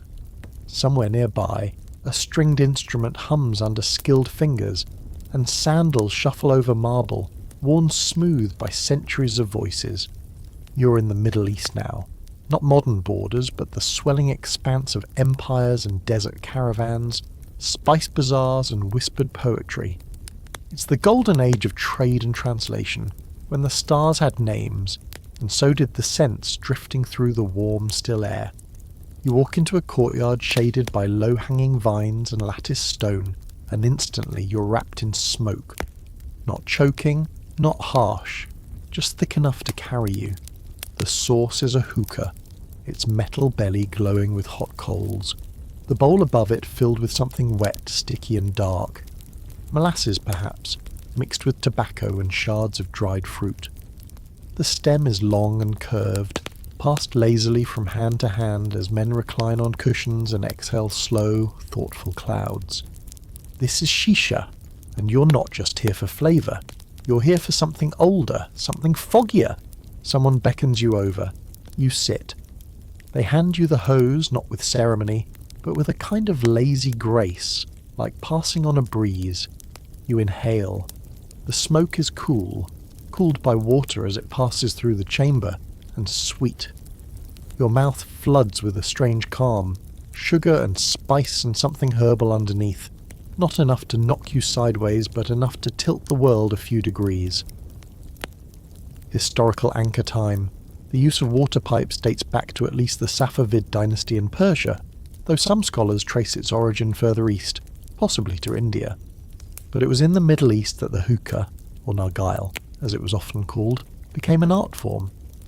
During the Islamic Golden Age, despite religious tensions around intoxicants, tobacco crept into cultural rituals, especially among scholars, poets, and philosophers. And sometimes, just sometimes, what they smoked wasn't just tobacco. The fringe theory, hidden blends. While strict Islamic law prohibited many intoxicants, stories circulated of elite gatherings where the shisha was laced with hashish or other plant extracts, mixed carefully so as not to offend the wrong visitor, or alert the wrong official. These weren't wild parties. They were salons of thought, of smoke, verse, and long, quiet revelations. You're beginning to feel that now. Not drunk, not high, just unmoored. The conversation around you drifts. No one is arguing. There are no debates, just ideas being laid out like rugs. Intricate, heavy with pattern, open to interpretation. Someone quotes Rumi, "You were born with wings. Why prefer to crawl through life?" Someone else exhales a dragon-shaped cloud and laughs, like they just remembered a joke from last year. You pass the hose, your fingers are warm, the sun dips below the roofline and the shadows stretch like silk. And now for the debate that still simmers centuries later. Was the hookah simply a social tool? Or was it a spiritual one? Some historians say it was just a trend. Tobacco, like coffee, came in hot and stayed due to habit. Others argue it served a more esoteric function, especially when mixed with other plants. The hookah was slow, contemplative, communal, a thinking device, a cloud-born thought experiment. You lean back into the cushions, staring up through a wooden screen that catches the last orange light. You feel patient, like your body has paused to let your mind catch up. You hear a story in Arabic, something about a traveller who chased smoke across deserts, thinking it was a mirage, only to find it led to a city made entirely of scent. You don't ask for a translation. You just nod. The bowl is refilled, this time with something darker. The taste deepens, richer, muskier. You feel it not just on your tongue, but behind your eyes. The shadows in the courtyard become softer, more purposeful. Someone strikes a match, lights a lamp, and the room glows with flickering amber. Here's a strange, persistent tale. Some philosophers believe that inhaling certain herbs with water-filtered smoke could open the third sight, a conceptual vision, not literal. That deep within this gentle haze the mind stopped speaking in words and began thinking in images. Not hallucinations, ideas naked and shimmering, before they clothed themselves in language. You sit very still. And then it happens. Not a vision, not a miracle, just a shift. Like remembering something you never learned. You see your own thoughts, not as tangled strings but as threads being woven. It makes sense. It all makes sense. And then, like most beautiful things, it dissolves. The hose comes back to you. You take one last inhale, not for the taste, but for the motion, the ritual, the inhale and exhale that binds everyone in the circle, whether or not they speak the same tongue. Eventually people begin to rise. The lamp burns lower. You wipe your fingers on your robe and step into the night, your body a little slower, your thoughts a little brighter. And as you walk through the narrow stone alleys, you notice something. Every house has a scent. Not food, not perfume, smoke. It clings to the city like history. It curls around corners like memory. And now, it curls around you too. The sea is restless today, and so are the men. The sails flap and groan, wood creaks underfoot, and gulls scream overhead like they know something you don't. You're on a ship now, rough, salt-stained, lashed together with faith and desperation. The year is something like 1493, give or take, and the Atlantic is behind you. Before you lies an island that doesn't have a name yet, at least not one you recognise. You're with Columbus's crew, though no one's making a big deal of it yet. The New World is still an awkward phrase, half prophecy and half plunder, but forget all that for a moment. What really matters right now is what the sailors are seeing, or rather, what they're smelling. The islanders greet you with hospitality laced in suspicion, but they offer gifts: carved wood, woven cloth, fruit you can't pronounce, and then something else. Something rolled, lit, and inhaled. You watch one of them, bare-chested, calm, lift the long, twisted leaf to his lips and breathe in, eyes fluttering shut. He exhales a thick cloud that hangs in the humid air like a spell. This is tobacco, and for the first time Europeans are watching someone smoke it. You take a step closer. A Spaniard beside you scoffs, muttering about devilry. Another grabs a pipe, ever the experimenter. Within minutes, coughing echoes across the beach like gunfire. The locals naturally laugh. Historical fact. When Columbus's men arrived in the Caribbean, they encountered indigenous people smoking tobacco in a variety of ways. Rolled leaves, clay pipes, even reed tubes for nose inhalation. They called it cohiba, or petun, depending on the tribe. And to the Tainos, this wasn't just a habit, it was sacred. Tobacco was a bridge to the spirit world, used in healing, prayer, and negotiation. The smoke wasn't decoration, it was a message. But for the Spanish, it was mostly confusing, then intriguing, then very, very profitable. You're now watching the exact moment a plant becomes a global commodity. One breath at a time. The sailor next to you finally gets it right. He stops coughing, starts inhaling slow, controlled. He goes quiet, really quiet. For 5 minutes he doesn't say a word, and when he looks up his eyes are glassy, not vacant, focused. Like he just found a new version of himself buried under salt and regret. Within months, tobacco will be on every return ship to Europe. Within years, it will sweep through courts and cities and back alleys. But right now, it's just smoke, curling through the jungle air, disappearing as soon as it's born. Fringe theory time. Some historians argue that Columbus's men didn't just discover tobacco, they misunderstood it. The indigenous use of smoke was layered, ritualized, patient. It was never supposed to be recreational in the modern sense. It was a tool for dialogue, with spirits, ancestors, the natural world. But that nuance got lost in translation, buried under the rush for spice and silver, and anything that could be taxed or lit. And here's where things get strange. Back on the island, you're invited to watch a ceremony, not a party, a real ritual. The shaman is an old man, face painted with ash and ochre, seated inside a hut where the smoke hangs low and still. He burns tobacco with crushed bark and dried leaves from a plant that smells faintly of pepper and dirt. He inhales not to escape, but to enter. A trance, a conversation, a place where things speak that normally don't. You sit quietly as the room fills. The smoke clings to your skin, to your teeth, to your memories. The shaman begins to chant, not loudly, but with a rhythm that pulls at your breath. You find yourself matching it, not because you mean to, because the air wants you to. Debate time. Did indigenous American rituals influence early European esoteric practices? Some scholars think so. There's evidence that, as tobacco made its way back to the Old World, so did stories of smoke that heals, smoke that speaks, smoke that sees. Alchemists and mystics began experimenting with it, not just for pleasure, but for revelation. But none of that exists yet, not here, not now. What exists is the moment, thick with mist and meaning, quiet as a confession. The shaman opens his eyes and points at you. He says something. You don't understand the words, but you feel them. After the ritual, you step outside. The jungle smells different, brighter, the sea louder. The Spaniards are arguing over how to package the leaves for travel. You let them, because you've already inhaled something they haven't. Not just the smoke, the point. Tobacco isn't the story, it's the medium.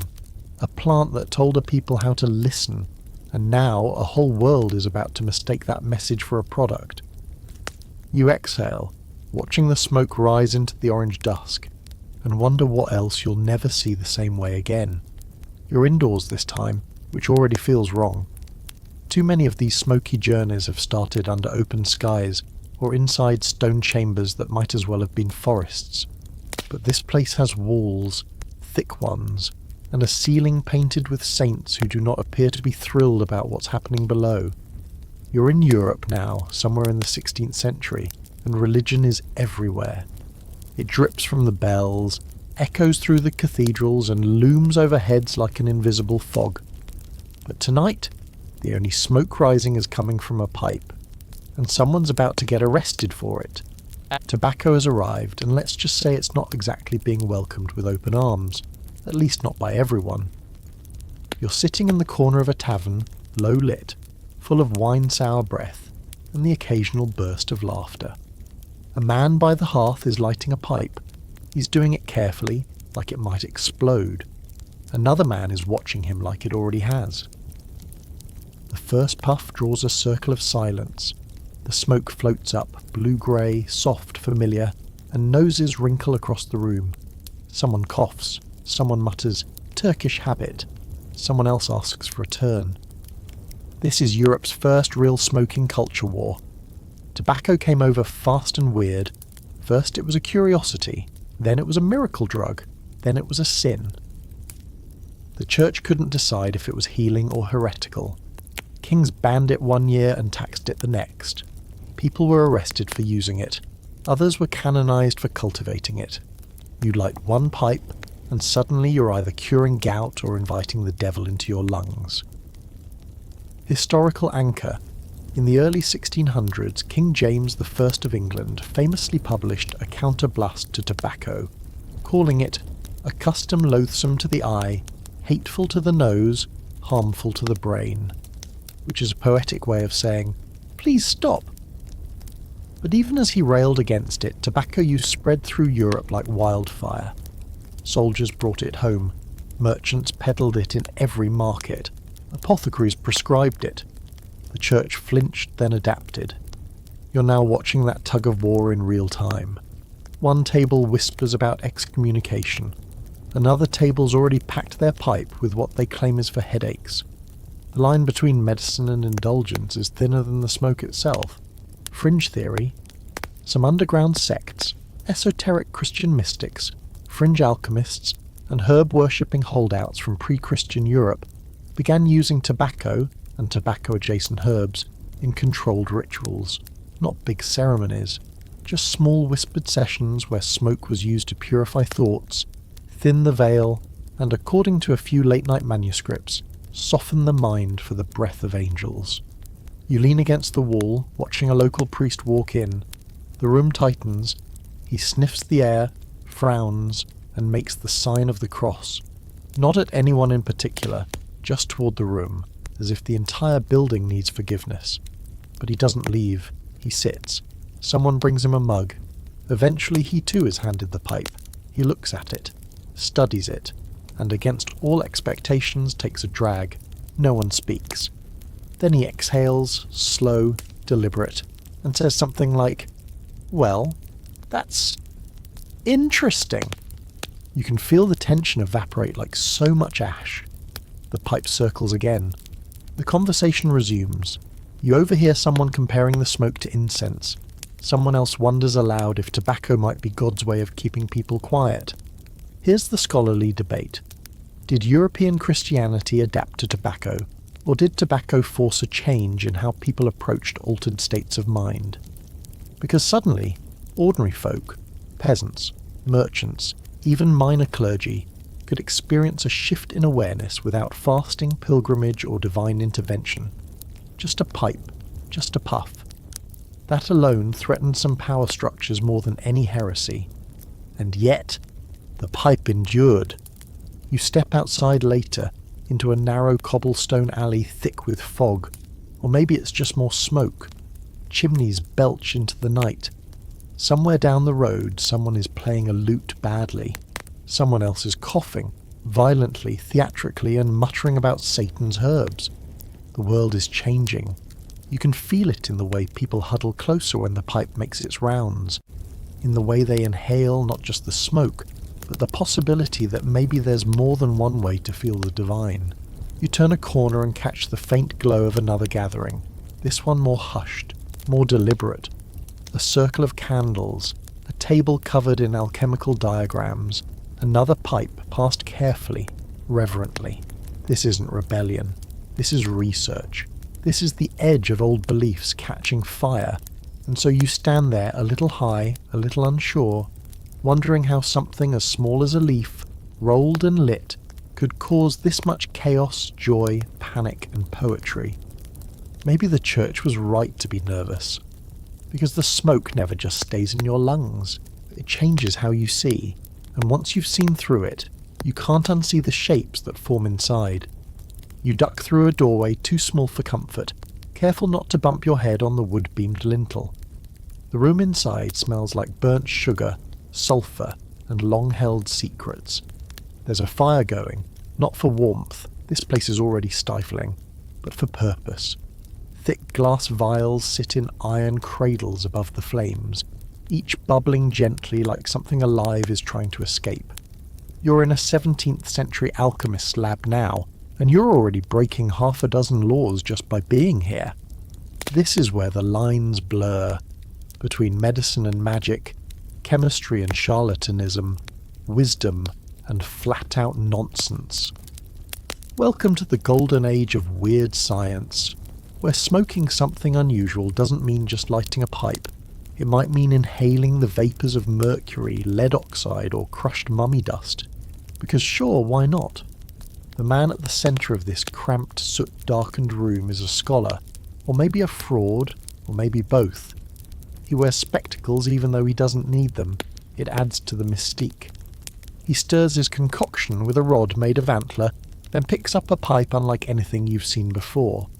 It's blown glass, twisted like a serpent, with a bulbous chamber near the middle. He calls it his ether conduit. You call it a red flag. He fills it with a mixture of dried poppy husks, ground violet root, and a trace of some black, flaky substance he refuses to name. You're pretty sure it's not sage. He seals the chamber, tips it toward the flame, and watches the bowl fill with smoke. Then he inhales, not through his mouth, through his nose. You blink. He exhales with a cough, then a grin. See? It tastes like revelation. Sure it does. Historical anchor time. In early modern Europe, alchemists and proto-scientists were experimenting with more than just gold-making. They were playing with combustion, fumigation, and the inhalation of vapours as part of their medical, mystical, and sometimes spiritual practices. Smoking wasn't limited to tobacco or opium, it could be anything that burned. And that included herbs with mild psychoactive properties, incense blends stolen from Eastern rituals, or even chemically altered minerals designed to open the brain to celestial influence. Fringe fact. Some secret societies, not your garden variety stonemasons, but deeper, weirder circles, held fumigations, where initiates inhaled ritual smoke while reciting nonsense phrases designed to scramble logic and open the subconscious. Think early sensory deprivation meets herbal intoxication. The point wasn't to get high, it was to dislodge yourself from the ordinary. You're sitting now, of course, because standing is no longer an option. The alchemist offers you the pipe. You hesitate, obviously. He shrugs, mumbles something about cowards and missed awakenings, then turns back to his notes. But the room is already full of the smoke. You don't need the pipe, you're already breathing it. The walls pulse. Not visually, just vibe-ally. You feel pressure behind your eyes like someone's knocking. Thoughts begin to bend in strange directions. You understand the formula on the parchment without knowing what the symbols mean. You hear a faint chime, though no bell has rung. You blink and see a triangle inside your eyelids. Then it's gone. Mostly. You're left dazed but fascinated. The alchemist is scribbling rapidly, muttering about memory extraction and invisible tongues. The air is thick, not unpleasant, just dense with intention. This isn't recreational, this is exploration. Debate time. Were these early experimenters just making it up as they went? Or were they really uncovering hidden truths using smoke as a kind of psychic lubricant? Some modern scholars argue that they were proto-chemists pushing the boundaries of what would eventually become neuroscience and pharmacology. Others say they were just very educated men in very poorly ventilated rooms, high off lead fumes and their own egos. You stand, finally, and feel the weight of the smoke still clinging to your clothes. The smell is complex. Resin, burnt honey, maybe something slightly metallic. You touch your fingertips together and swear you feel a magnetic pull. The alchemist looks up. The mind isn't a container, he says, unprompted. It's a corridor. You nod because somehow that makes perfect sense right now. You leave the lab slowly, ducking back under the low doorway into the clean, unmagical air of a rain-soaked street. You expect to feel relief. Instead, you feel lonely, like you left something behind, or something stayed with you. From a nearby window you hear a coughing fit, followed by someone exclaiming, "It's working!" You don't look back, because what you just inhaled might not be done with you yet, and you curious fool that you are kind of hope it isn't. It starts with a sniff, not a dramatic inhale, just a casual dismissive sniff. The man beside you pinches a little brown powder between two fingers, leans forward like he's about to whisper a secret to the inside of his hand and then snort. Straight up the nostril. No flinch, no drama. Just another Tuesday. You're in an 18th century European drawing room now, surrounded by high-backed chairs, velvet drapes, and portraits of extremely judgmental ancestors.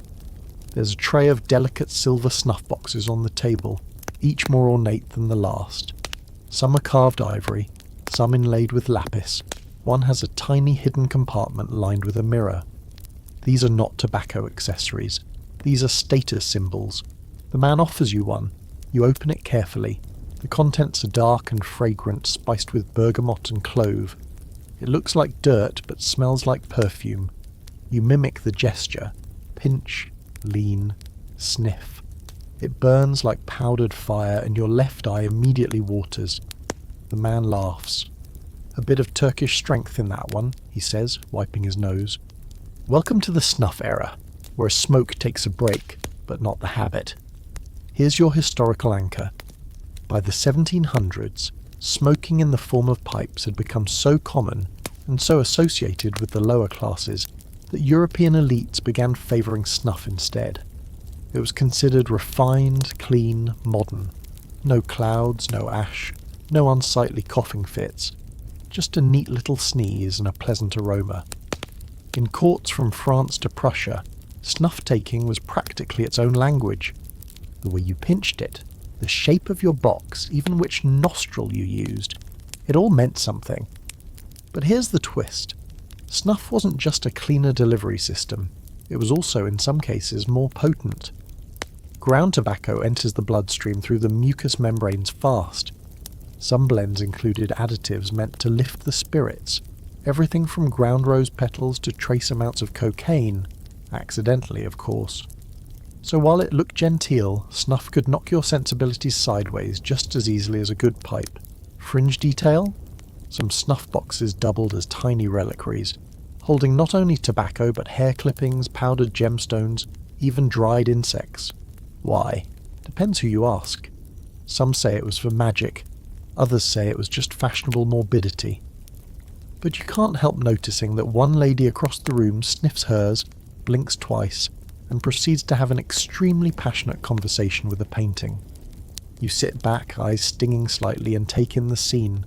A parlour filled with powdered wigs and philosophical gossip. A man quoting Rousseau while discreetly wiping his nostrils. A woman describing a dream she had after a particularly generous pinch. It's all polite, but humming with an undercurrent of altered states. No one calls it being high. No one would.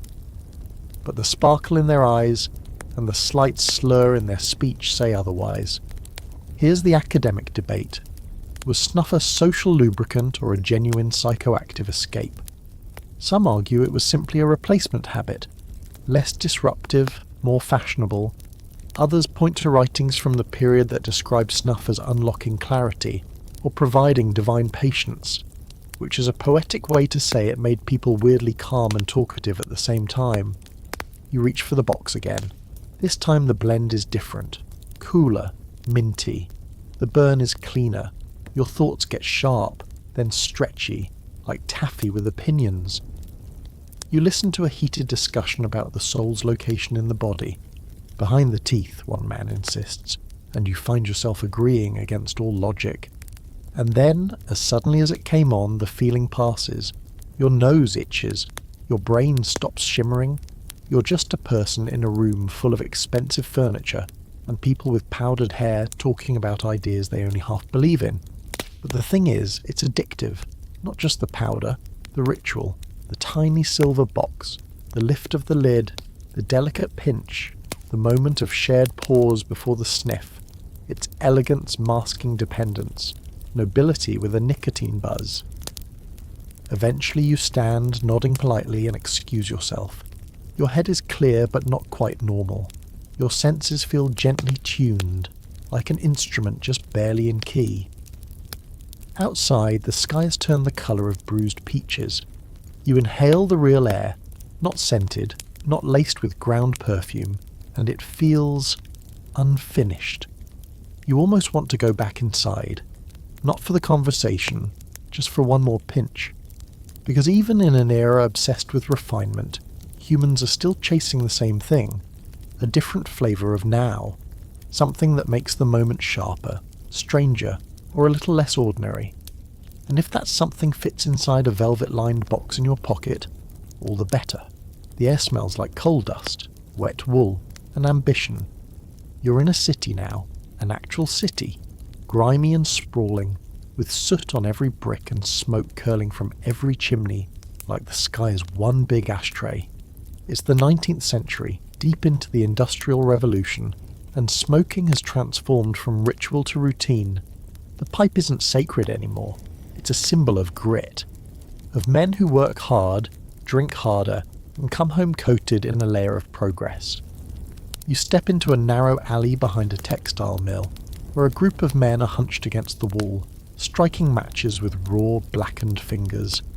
They aren't lighting lanterns, they're lighting cigarettes, rolled tight and thin, usually by hand, stuffed with tobacco that's cheap and dry.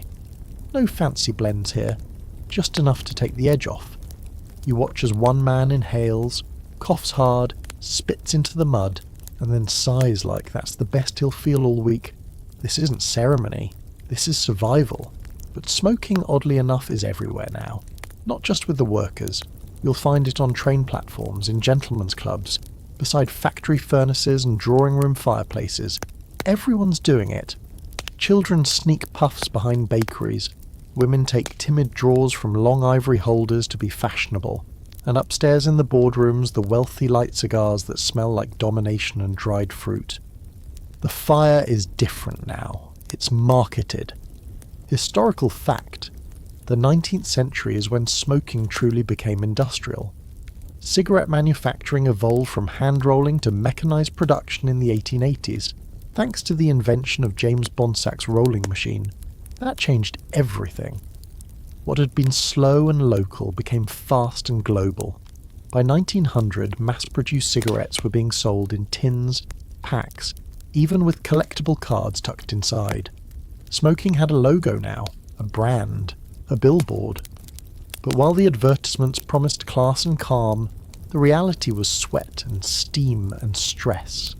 In places like Manchester, Liverpool and Pittsburgh, the act of lighting up became as routine as washing your face, if you even had time for that.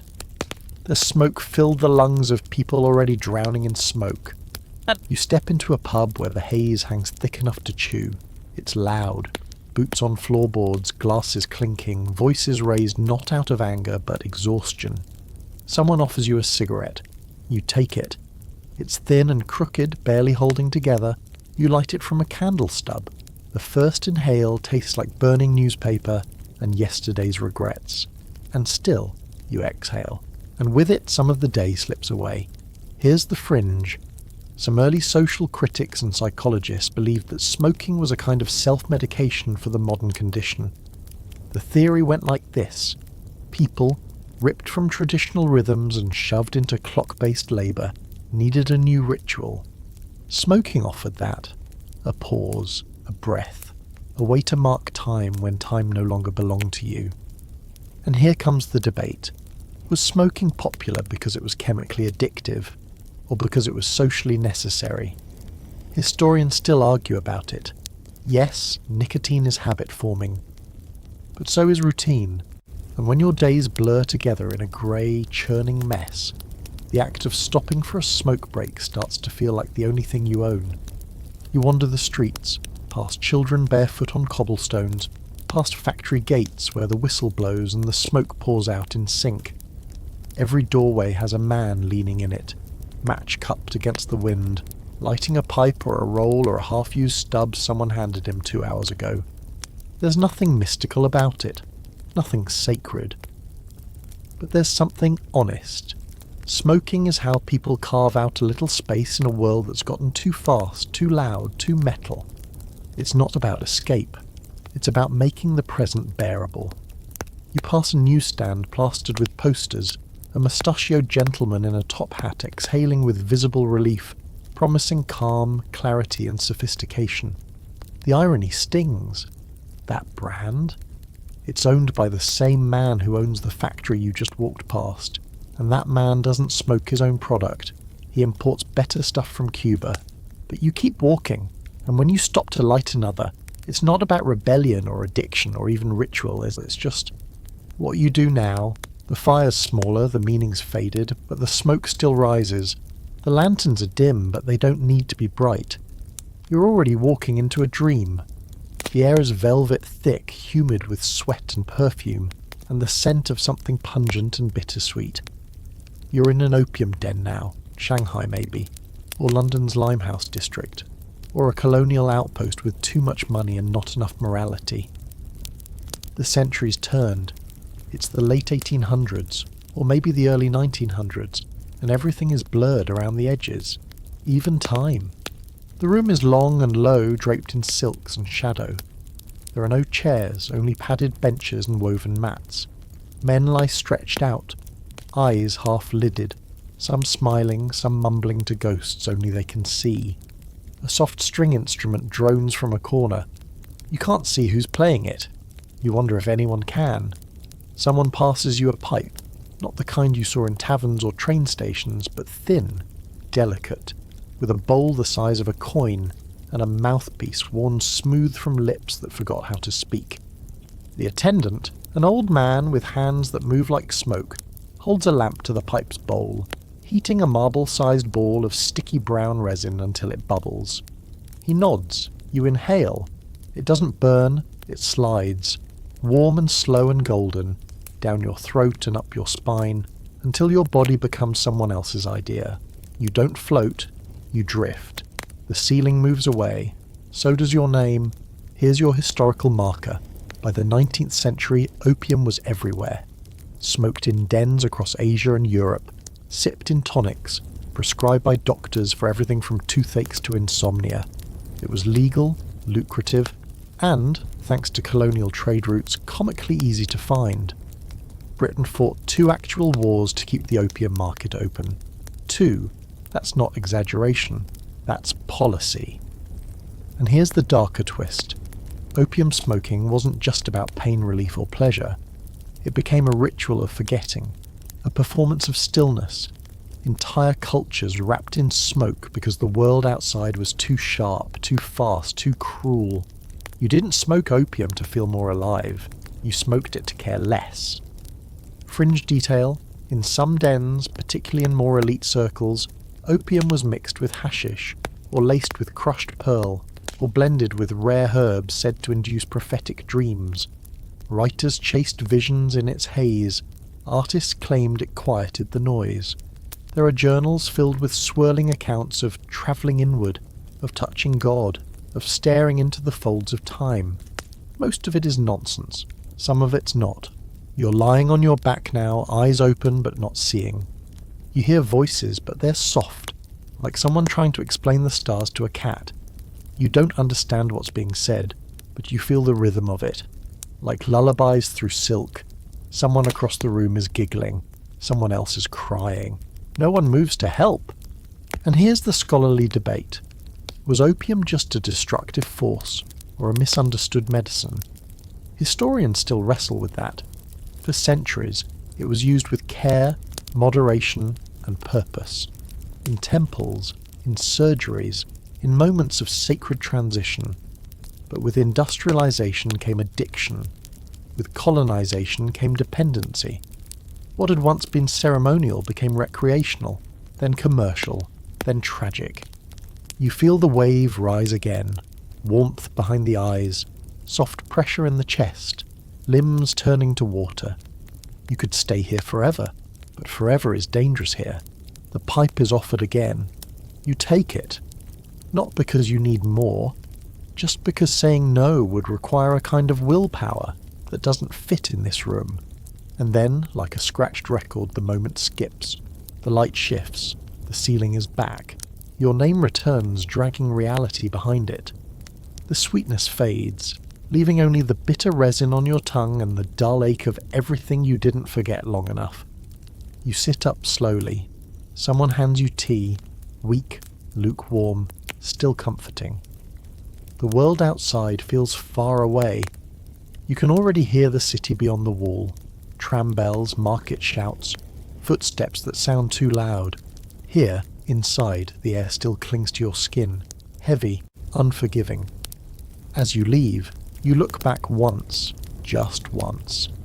The den isn't full of sinners or poets. It's full of people who ran out of other places to go. And the smoke? It's not freedom. It's shelter, temporary, fragile. But sometimes, that's enough. You step into the street, blinking against the sharp, cold light of the world that expects you to remember how to act. You don't, not yet. The match strikes with a hiss, flares, then dies into the orange tip of a cigarette that's already between your lips before you realize it. You didn't mean to light it. You just did. It's the 20th century now, mid-century specifically, and smoking is no longer weird or sacred or edgy. It's normal. Everywhere. Every day. You're surrounded by it. Magazines, movies, billboards the size of small buildings. Everyone smokes. And if they don't, they probably wish they did. Or they lie about it. You're in America maybe, or maybe in Paris or Berlin or Tokyo. It doesn't really matter. What matters is that you're leaning against a diner counter, or the railing of a ferry, or the hood of a parked car, and there's a cigarette in your hand that feels as natural as your own skin. You take a drag. It's dry, smooth, artificial, not unpleasant. It tastes like confidence. Someone next to you lights one too, using yours. They don't ask, they don't need to. This is the era when smoking means cool. Not spiritual, not tribal, not revolutionary. Cool. Effortless cool. Movie star cool. Leather jacket in July cool. Smoking is shorthand for mystery and rebellion. sex and sophistication. Men who smoke are confident. Women who smoke are irresistible. At least that's what the ads say. Here's the historical bedrock. The early 1900s saw the cigarette rise from a novelty to a national obsession, driven by a perfect storm of industrial production, savvy marketing, and 2 world wars that put cigarettes in the hands of every soldier. By the 1940s, they were part of military rations. By the 50s, they were in every home, every office, every pocket. The tobacco companies knew exactly what they were doing. So did everyone else. No one cared. Not yet. You flick ash into a tray that's already overflowing. The room is thick with it. Bars, offices, elevators, even hospitals had smoking lounges, ashtrays on every surface like decorative coasters, doctors in ads, white coats and reassuring smiles telling you which brand they recommend. Fringe fact? Some early behavioural scientists began to suspect that the appeal of smoking wasn't just nicotine or habit. It was ritual. The hand-to-mouth motion, the inhale, the exhale, the tiny performance of it. One psychologist even claimed that smoking mimicked breastfeeding behaviour, comfort via repetition. They were laughed at, of course, but it stuck. You're at a party now, loud music, cheap wine, a sea of people all pretending they aren't nervous. You step outside alone for air that doesn't smell like warm gin and armpit. You light up. Before the second drag, someone joins you. Got a light? They ask. You do. And now, you're talking. Because that's the other thing smoking does. It creates space. Excuses. Breaks. Shared silences. You don't have to say much when you're both staring into the ember glow, watching the smoke drift upward like forgotten thoughts. Here's the scholarly debate. Was smoking in this era about freedom, or was it just another trap dressed up in silk? It gave people control over tiny moments. 5 minutes outside the office, a quiet second on the fire escape. But was that autonomy or dependency? Power or pacifier? The 20th century built itself on speed, noise, production. And the cigarette? It was the pause button disguised as rebellion. You go back inside. The party's no better, but now you've got that faint buzz, nicotine and attention, the glow of being slightly outside the norm even while everyone is doing it. Someone hands you another. You don't say no. Why would you? A woman nearby exhales in a perfect spiral. A man lights 2 at once. Someone in the corner is quoting Camus badly, and for some reason it works. The smoke makes the room feel timeless, or like time doesn't matter. You leave late, long after the music has faded into something slow and sad. The streets are empty except for the soft click of your heels or shoes, or maybe just your thoughts, and the steady glow of the last cigarette in your pack. You light it. Inhale. The night opens up a little. Maybe it's all a lie. Maybe it's just plant leaves shredded, rolled and lit. But maybe it's more. Maybe it's all the breath you couldn't catch during the day, all the sentences you didn't say, all the pressure bleeding out through your fingertips. You exhale, and for a second the world exhales with you. You're not allowed to have fun anymore. Not the dangerous kind, not the unsupervised kind, and definitely not the smoky kind. It's the mid-20th century sliding into the latter half, and suddenly every cloud of tobacco is a red flag. What used to be cool is now cancerous. What once looked like power now looks like a coffin lid pried open with a Zippo. You're in a world of warning labels now, and every puff feels a little bit like a dare. But that's only part of the story, because tonight you're in a basement room lit by lava lamps and string lights, full of teenagers and 20-somethings who don't give a damn about Surgeon General warnings. You're somewhere between a college campus and a band rehearsal space, and the record playing in the background is either Jefferson Airplane or something less famous, but just as echoey. Someone is rolling a joint on a Doors album sleeve, licking the edge with theatrical care. This isn't tobacco, this is weed, marijuana, reefer, grass, pot. Whatever name the newspapers are warning people about this week. It's wrapped loose and lumpy, smells like a skunk fought a eucalyptus bush, and when it's lit, the whole room leans in like disciples around a holy relic. Welcome to Reefer madness, just not the kind the government promised. Here's your historical fact. In the early 1900s, cannabis was already known in some medical circles, but it wasn't until the 1930s that US propaganda machinery spun it into a social panic. The infamous 1936 film Reefer Madness painted pot as a brain-melting, violence-inducing menace. By mid-century it was federally banned, classified and demonized. But by the 1960s, it was also everywhere, especially among those sick of being told what not to do. You take a hit because everyone's watching. It burns a little, then smooths out. The room stretches. The music gets wetter somehow. A clock ticks in the corner and sounds like a water wheel. Fringe note? There were rumours, serious ones whispered by nervous parents and secretive cults, that marijuana use in high enough quantities could cause not just hallucinations, but actual telepathy. That it was a government experiment, that it opened you up to frequencies better left untouched. Some claimed to see ghosts, others claimed to become them. Back in the basement, no one's seeing ghosts, just colours. Lots of colours. Someone's laughing at their own shoelaces. Someone else is painting spirals on a beanbag chair. You're curled on a couch, trying to remember what you were just thinking about, which was, oh, gone now. And here's the real debate. Was the anti-marijuana panic about health or control? Scholars argue that the laws weren't really about the plant. They were about people. Immigrants, jazz musicians, black communities, free thinkers. You can't ban ideas, but you can ban what those ideas smell like. And for a while, that worked. Until it didn't. You get up to get water and forget what water is halfway through pouring the glass. Someone is explaining the meaning of life using only hand gestures. Another person is staring at a lava lamp like it owes them money. Outside this room, the war is raging. Vietnam, civil rights, political assassinations. Everything feels broken. But in here, there's just haze and records, and the kind of silence that only comes when everyone forgets what they were saying at the same time, and the government still losing its mind. Mid-1960s reports warn of gateway drugs. Talk show hosts try to explain the marijuana menace to viewers while awkwardly holding up poorly rolled joints like crime scene evidence. Police raid peaceful protests and find nothing but tie-dye and Doritos. But the movement grows, not because weed is perfect, not because it's magic, but because it's not what they said it was. Because it makes people feel things the world keeps trying to flatten. You go home that night and lie on your bed, blinking at the ceiling, your mind still slow and foggy.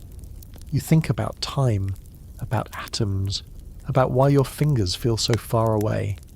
And even as you drift into sleep, there's a sense that the smoke didn't just enter your lungs, it entered history, and history didn't like it. But it couldn't stop it, because now smoke doesn't just rise, it lingers. You wake up to the sound of drums and incense that smells suspiciously like someone's trying to cover up smoke with more smoke. Welcome to the 1970s, where the counterculture has matured, sort of. The flower children have become desert wanderers and DIY mystics. You're in a living room that wants to be a temple, walls draped in tapestries, ashtrays shaped like lotus flowers, and a macrame owl watching you from above like it knows what you did last night. Someone's passed you a pipe, not a cigarette, not a joint, a full-blown hookah, hauled in from a thrift store or smuggled from a Turkish bazaar, depending on who tells the story. The bowl's been loaded with hashish, thick and sticky like tree sap crumbled into glowing coals that radiate the smell of burnt honey and old books. You suck it in through a long hose, and suddenly your thoughts feel like they're bouncing around in a kaleidoscope. This isn't the laid-back, giggly weed from the basement days. This is heavier, slower, more serious. Someone puts on Ravi Shankar, and now the room feels like a planet drifting through space. You're in the heart of the counterculture cloud when smoking something unusual wasn't just rebellion, it was revelation. It was protest, meditation, recreation, and communion all rolled into one. Smoker's sacrament, smoker's soul travel, smoker's art. Let's drop in a historical fact. The 1970s saw a massive surge in interest in hashish, imported mostly from North Africa, the Middle East and India. It was stronger than the weed most Americans were used to, easier to smuggle, and carried the allure of the exotic. In Morocco and Afghanistan, hashish had been used for centuries in religious and poetic traditions. In the hands of Western youth, it became a ticket to another kind of consciousness, one marketed not in ads but in bootlegged guru quotes and tattered copies of Be Here Now. Fringe theory? Some believed hashish allowed users to access archetypal memory, that smoking it in the right state of mind could peel back your personal identity and let you taste the collective unconscious. Smoke enough, they claimed, and you could see the face of the universe, or at least have a really intense conversation with your bookshelf. Back in the room, someone's telling a story about how they smoked with a sadhu in Rishikesh, who levitated a full inch off the ground. Someone else nods like this is perfectly reasonable. A girl with a painted forehead is waving sandalwood incense like she's blessing the stereo. And you? You're floating. Not literally, but your limbs are moving a beat behind your thoughts. Music sounds like it's being filtered through soft fabric. Your breath slows. Not because you're relaxed, but because the air feels thicker. Like time has weight. This is what the counterculture was after. Not just a high, but a shift. A break from capitalism, conformity, and the industrial meat grinder their parents called stability. They smoked to rebel, yes, but also to rebuild, to imagine a new world through half-lidded eyes. And here's the ongoing debate. Did the counterculture's relationship with hash and other mind-altering smoke deepen their ideals, or just turn them into spiritual tourists? Some argue the haze dulled the edge of activism. Others say it opened minds that would have stayed locked forever. Either way, the smoke got into everything. Politics, poetry, poster design. You couldn't read a zine without seeing clouds behind the margins. You lie back on a beanbag, staring at a lava lamp that's definitely keeping secrets. Someone starts chanting Om without asking for permission. Someone else is laughing into a pillow for reasons they refuse to explain. And for a moment you get it, not in a way you can write down, but in the way your body feels like a river, and your thoughts float like driftwood, and the space between inhale and exhale becomes a small holy pause. Eventually someone cracks a window. The cold air stings. The smoke begins to drift, curling up and away like a genie being dismissed. You blink. The room returns to itself. Threads of incense, muttered conversation, the slow fade out of a sitar solo. But something lingers. Because when the counterculture lit up, they didn't just inhale. They invited the weird, the wild, the unknown. And for a while, the smoke said yes. It starts with a beep. Not a cough, not a match, not a flick of a lighter, but the soft digital beep of a battery charging. You're no longer holding something wrapped in paper. You're holding a slick little machine, all brushed metal and glowing buttons like a prop from a sci-fi film. Welcome to the future, or at least a version of it that smells like bubblegum and mango haze. You're vaping now. It's the 21st century, and smoking has been rebranded, again. In place of fire, there's heat. In place of ash, there's vapour.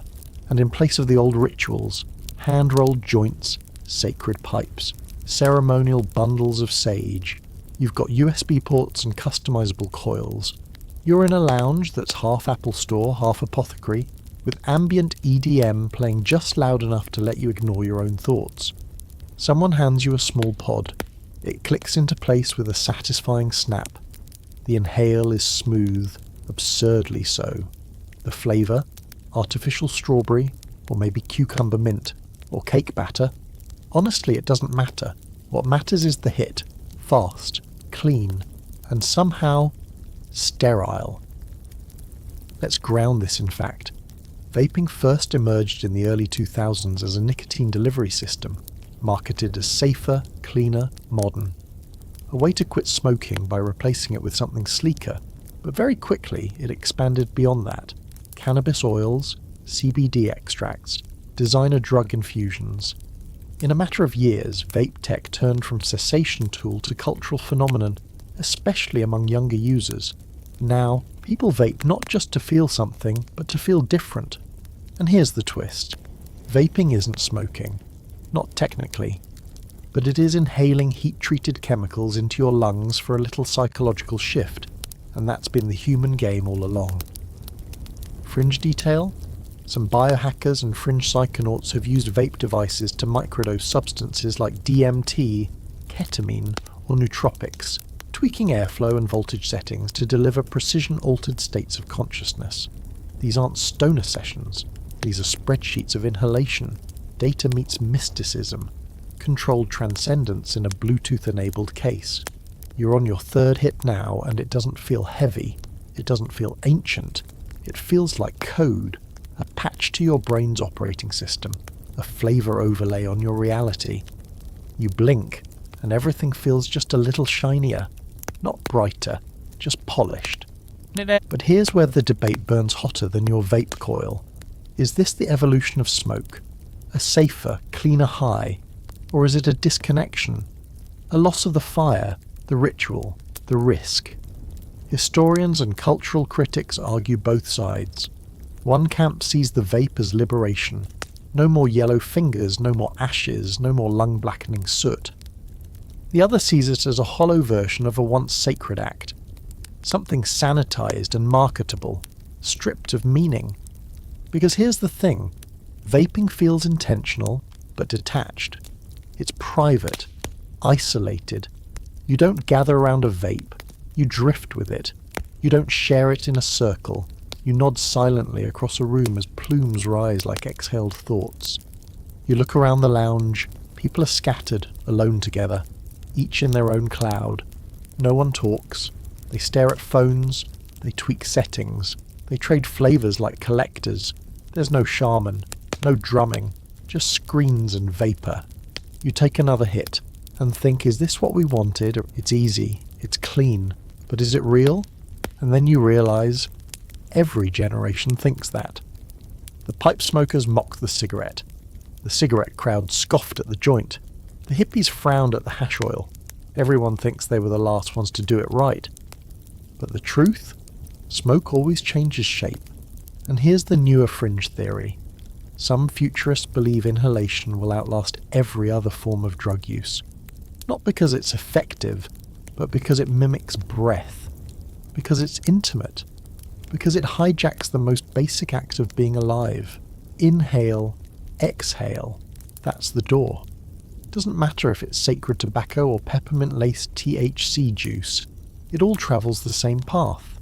You stand, device still in hand, and step outside. The air's cool, sharp, too clean. Your breath fogs, mixing with the vapor as you take one last hit. It disappears almost instantly. No lingering, no stain, just a ghost. And maybe that's what smoke is now. Not memory, not message, just proof that something happened. Briefly. You're in a circle again, but this one feels different. Not ancient, not underground, not forbidden. Just sincere. A fire crackles at the centre, real wood, real flame, and people are seated cross-legged around it like a memory that decided to be present. You're in the 2020s now, or maybe the 2030s, depending on how fast time's been moving for you. It's hard to tell these days. What matters is the fire and the smoke and the fact that you're no longer chasing highs. You're chasing meaning. No one's passing around vape pens or joints right now. Instead, someone is lighting a bundle of dried herbs, sage, cedar, mugwort, maybe sweetgrass, and letting the smoke drift over themselves like rain. Not to get high, not to impress, just to clear. You're watching people return to something older than trend. Not everyone understands it. Some do, some fake it. But the smoke doesn't care. It curls the same either way. You're at a ceremony, not a festival, not a party, a ceremony. Indigenous-led, intentional. There's a protocol here. You don't talk over the drum, you don't Instagram the fire, and you don't roll your eyes when someone calls the smoke a prayer. This isn't revival, it's reclamation. Here's your historical tether. In recent decades, especially from the 2010s onward, there's been a significant resurgence in traditional indigenous and ancestral smoke practices, from the Americas to Africa, from Australia to Asia. For many cultures, these weren't lost traditions. They were stolen, suppressed, outlawed. Now they're returning, and not quietly. Sage burning? It was banned. Pipe ceremonies? Criminalised. Peyote? Smeared into something cartoonish by pop culture. But now, communities are taking them back, on their terms. Not for spectacle, not for tourists, for healing, for memory, for continuation. You sit very still as someone fans smoke toward you with an eagle feather. It smells sharp, green, and ancient. It's not supposed to smell good. It's supposed to cut, to scrape, to pull things out of you that don't belong. Fringe detail? Some neuroanthropologists suggest that our brains are hardwired to respond to smoke as signal, not just danger, but transformation. That when we smell it, we remember, not personally, genetically, as if every fire we've ever gathered around is stored in the blood, as if ritual smoke hits a part of the brain that language can't reach. You exhale slowly, not because anyone told you to, but because it feels right. The smoke doesn't leave the body in a rush. It trickles out like secrets escaping the lungs. You feel different, not high, not buzzed, just quieter inside. And here's the long-standing debate, one that's grown louder with every generation. Can smoke still be sacred in a world that mass-produces it? Can ancient plants survive the algorithms? What's the line between using and honouring? You don't answer. No one does. That's not what tonight's for. Instead, the drumbeat continues, steady as a heartbeat, low and slow. A voice begins to sing. Not loud, not flashy. Just steady. A song older than your language. You don't know the words. You don't need to. The fire pops and someone adds another handful of herbs to the coals.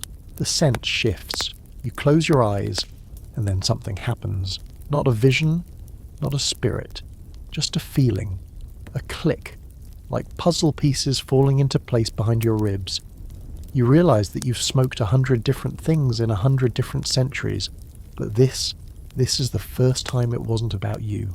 This isn't about escape. It's about return. The smoke isn't there to entertain you. It's not supposed to be an aesthetic. It's a bridge between the breath of the past and the breath you're taking now. You stay in the circle long after the singing stops. The fire burns down to embers. No one rushes to leave. There's nothing else to do. Nothing else worth doing. And when you finally rise, you feel taller, calmer, less alone. The smoke clings to your clothes, your hair, your thoughts. It always does. But now, instead of chasing the feeling, you're carrying it forward. Fringe fact. Some early behavioural scientists began to suspect that the appeal of smoking wasn't just nicotine or habit. It was ritual.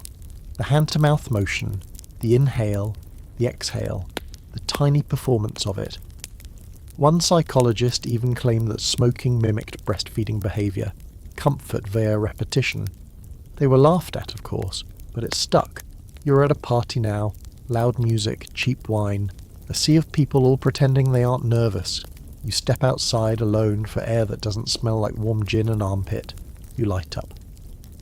Before the second drag, someone joins you. Got a light? They ask. You do. And now you're talking. Because that's the other thing smoking does. It creates space, excuses, breaks, shared silences. You don't have to say much when you're both staring into the ember glow, watching the smoke drift upward like forgotten thoughts. Here's the scholarly debate. Was smoking in this era about freedom? Or was it just another trap dressed up in silk? It gave people control over tiny moments. 5 minutes outside the office, a quiet second on the fire escape. But was that autonomy or dependency? Power or pacifier? The 20th century built itself on speed, noise, production. And the cigarette? It was the pause button disguised as rebellion. You go back inside.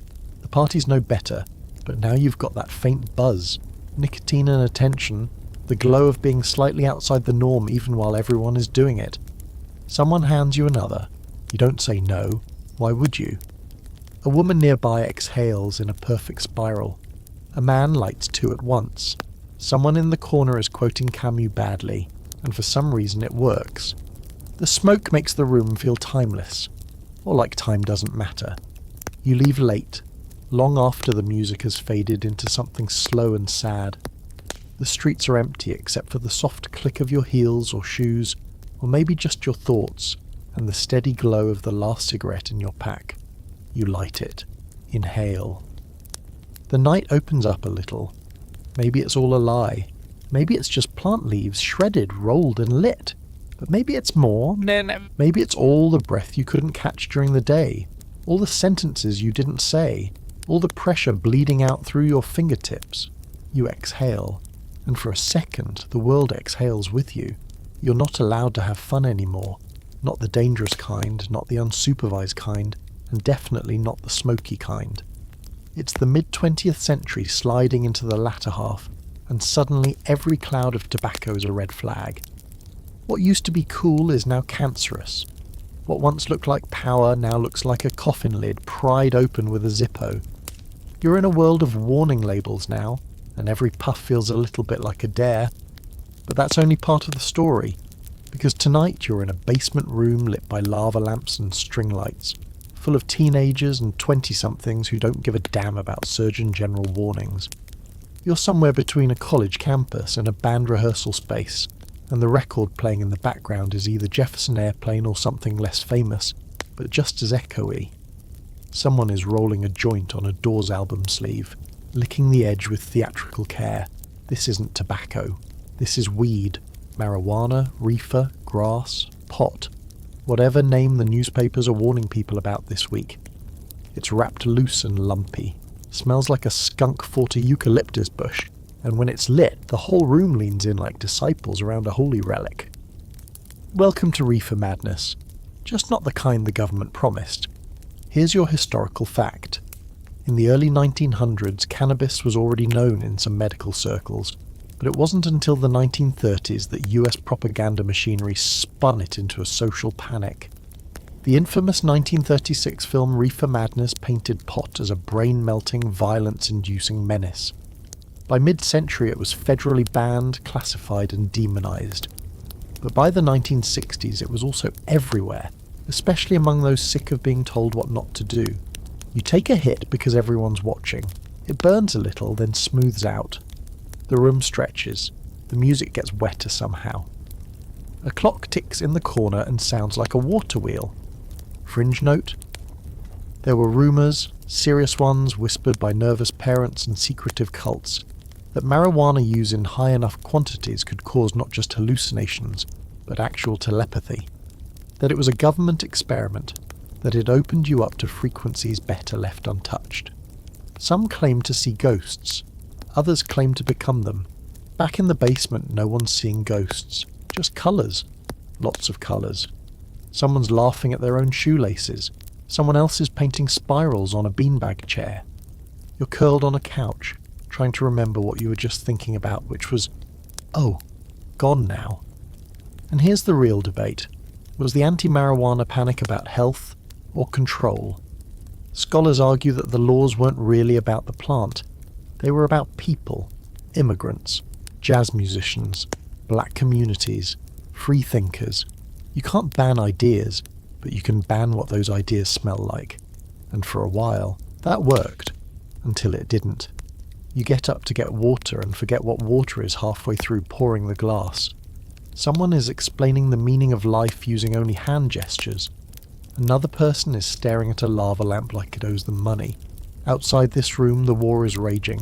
Vietnam, civil rights, political assassinations. Everything feels broken. But in here, there's just haze and records, and the kind of silence that only comes when everyone forgets what they were saying at the same time.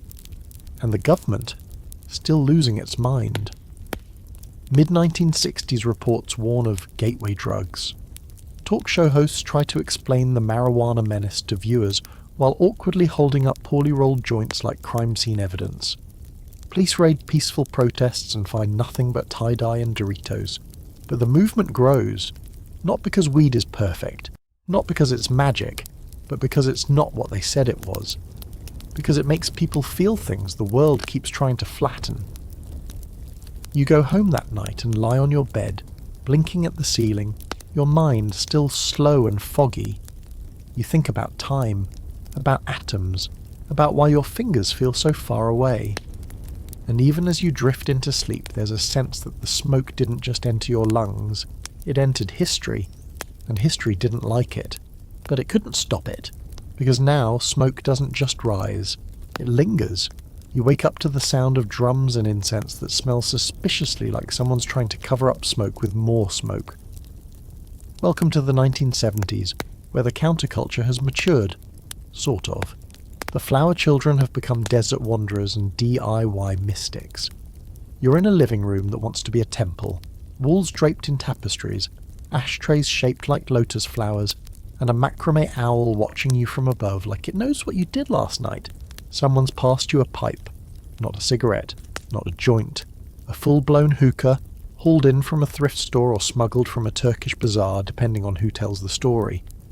The bowl's been loaded with hashish, thick and sticky like tree sap, crumbled into glowing coals that radiate the smell of burnt honey and old books. You suck it in through a long hose, and suddenly your thoughts feel like they're bouncing around in a kaleidoscope. But this isn't the laid-back, giggly weed from the basement days. This is heavier, slower, more serious.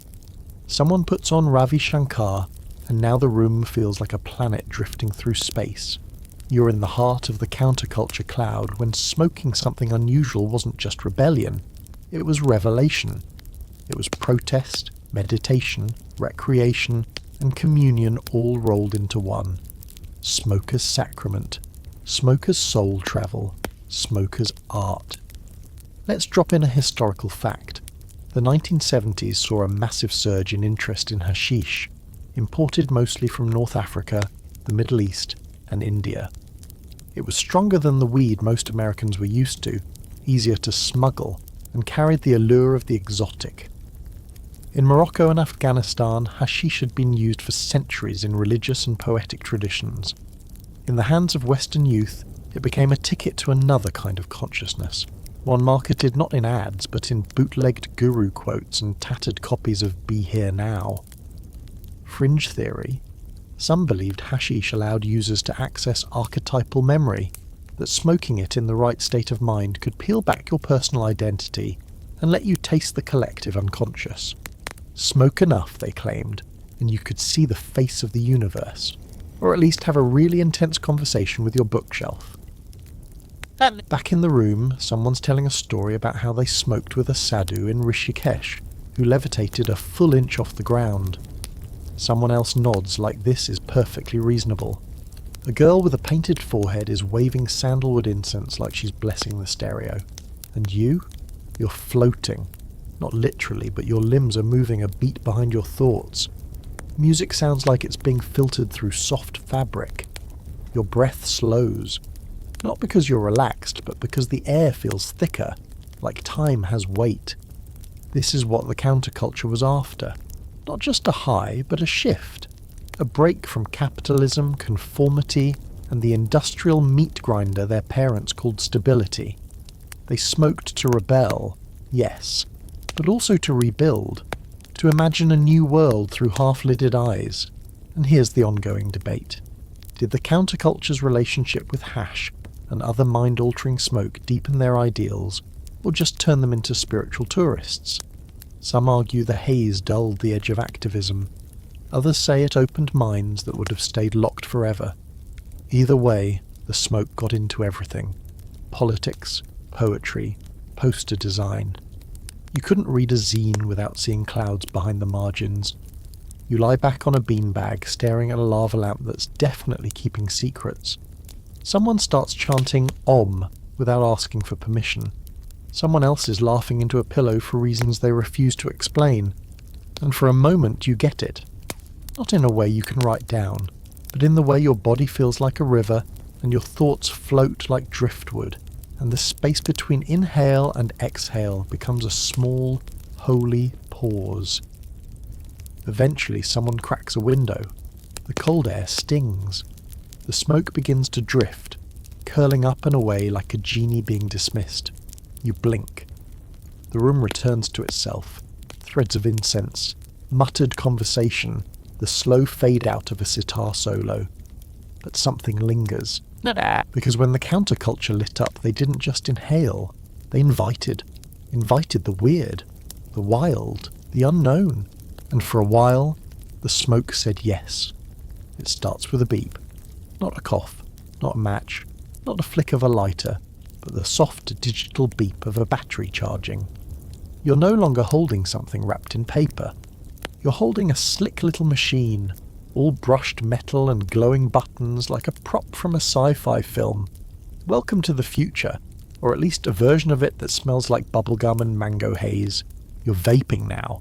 It's the 21st century, and smoking has been rebranded, again. In place of fire, there's heat. In place of ash, there's vapor. And in place of the old rituals, hand-rolled joints, sacred pipes, ceremonial bundles of sage, you've got USB ports and customizable coils. You're in a lounge that's half Apple Store, half apothecary, with ambient EDM playing just loud enough to let you ignore your own thoughts. Someone hands you a small pod. It clicks into place with a satisfying snap. The inhale is smooth, absurdly so. The flavour, artificial strawberry, or maybe cucumber mint, or cake batter. Honestly, it doesn't matter. What matters is the hit. Fast, clean, and somehow sterile. Let's ground this in fact. Vaping first emerged in the early 2000s as a nicotine delivery system, marketed as safer, cleaner, modern. A way to quit smoking by replacing it with something sleeker. But very quickly, it expanded beyond that. Cannabis oils, CBD extracts, designer drug infusions. In a matter of years, vape tech turned from cessation tool to cultural phenomenon, especially among younger users. Now, people vape not just to feel something, but to feel different. And here's the twist. Vaping isn't smoking. Not technically. But it is inhaling heat-treated chemicals into your lungs for a little psychological shift. And that's been the human game all along. Fringe detail? Some biohackers and fringe psychonauts have used vape devices to microdose substances like DMT, ketamine, or nootropics, tweaking airflow and voltage settings to deliver precision-altered states of consciousness. These aren't stoner sessions. These are spreadsheets of inhalation. Data meets mysticism. Controlled transcendence in a Bluetooth-enabled case. You're on your third hit now, and it doesn't feel heavy. It doesn't feel ancient. It feels like code, a patch to your brain's operating system, a flavor overlay on your reality. You blink, and everything feels just a little shinier. Not brighter, just polished. But here's where the debate burns hotter than your vape coil. Is this the evolution of smoke? A safer, cleaner high? Or is it a disconnection? A loss of the fire, the ritual, the risk? Historians and cultural critics argue both sides. One camp sees the vape as liberation. No more yellow fingers, no more ashes, no more lung-blackening soot. The other sees it as a hollow version of a once sacred act. Something sanitized and marketable, stripped of meaning. Because here's the thing. Vaping feels intentional, but detached. It's private, isolated. You don't gather around a vape. You drift with it. You don't share it in a circle. You nod silently across a room as plumes rise like exhaled thoughts. You look around the lounge. People are scattered, alone together, each in their own cloud. No one talks. They stare at phones. They tweak settings. They trade flavors like collectors. There's no shaman, no drumming, just screens and vapor. You take another hit and think, is this what we wanted? It's easy, it's clean, but is it real? And then you realize every generation thinks that. The pipe smokers mocked the cigarette. The cigarette crowd scoffed at the joint. The hippies frowned at the hash oil. Everyone thinks they were the last ones to do it right. But the truth? Smoke always changes shape. And here's the newer fringe theory. Some futurists believe inhalation will outlast every other form of drug use. Not because it's effective, but because it mimics breath. because it's intimate, because it hijacks the most basic act of being alive. Inhale, exhale. That's the door. Doesn't matter if it's sacred tobacco or peppermint-laced THC juice. It all travels the same path. You stand, device still in hand, and step outside. The air's cool, sharp, too clean. Your breath fogs, mixing with the vapour as you take one last hit. It disappears almost instantly. No lingering, no stain, just a ghost. And maybe that's what smoke is now. Not memory, not message, just proof that something happened. Briefly. You're in a circle again, but this one feels different. Not ancient, not underground, not forbidden. Just sincere. A fire crackles at the centre. Real wood, real flame, and people are seated cross-legged around it like a memory that decided to be present. You're in the 2020s now, or maybe the 2030s, depending on how fast time's been moving for you. It's hard to tell these days. What matters is the fire and the smoke and the fact that you're no longer chasing highs. You're chasing meaning. No one's passing around vape pens or joints right now. Instead, someone is lighting a bundle of dried herbs, sage, cedar, mugwort, maybe sweetgrass, and letting the smoke drift over themselves like rain. Not to get high, not to impress, just to clear. You're watching people return to something older than trend. Not everyone understands it. Some do, some fake it. But the smoke doesn't care. It curls the same either way. You're at a ceremony, not a festival, not a party, a ceremony, indigenous-led, intentional. There's a protocol here. You don't talk over the drum, you don't Instagram the fire, and you don't roll your eyes when someone calls the smoke a prayer. This isn't revival, it's reclamation. Here's your historical tether. In recent decades, especially from the 2000s and 10s onward, there's been a significant resurgence in traditional indigenous and ancestral smoke practices, from the Americas to Africa, from Australia to Asia. For many cultures, these weren't lost traditions. They were stolen, suppressed, outlawed. Now they're returning, and not quietly. Sage burning? It was banned. Pipe ceremonies? Criminalised. Peyote? Smeared into something cartoonish by pop culture. But now, communities are taking them back, on their terms. Not for spectacle, not for tourists, for healing, for memory, for continuation. You sit very still as someone fans smoke toward you with an eagle feather. It smells sharp, green, and ancient. It's not supposed to smell good. It's supposed to cut, to scrape, to pull things out of you that don't belong. Fringe detail? Some neuroanthropologists suggest that our brains are hardwired to respond to smoke as signal. Not just danger, but transformation. That when we smell it, we remember. Not personally, genetically. As if every fire we've ever gathered around is stored in the blood. As if ritual smoke hits a part of the brain that language can't reach. You exhale slowly. Not because anyone told you to, but because it feels right. The smoke doesn't leave the body in a rush. It trickles out like secrets escaping the lungs. You feel different. Not high, not buzzed, just quieter inside. And here's the long-standing debate, one that's grown louder with every generation. Can smoke still be sacred in a world that mass-produces it? Can ancient plants survive the algorithms? What's the line between using and honouring? You don't answer. No one does. That's not what tonight's for. Instead, the drumbeat continues, steady as a heartbeat, low and slow. A voice begins to sing, not loud, not flashy, just steady. A song older than your language. You don't know the words, you don't need to. The fire pops and someone adds another handful of herbs to the coals. The scent shifts. You close your eyes, and then something happens. Not a vision, not a spirit, just a feeling, a click, like puzzle pieces falling into place behind your ribs. You realise that you've smoked 100 different things in 100 different centuries, but this is the first time it wasn't about you. This isn't about escape, it's about return. The smoke isn't there to entertain you.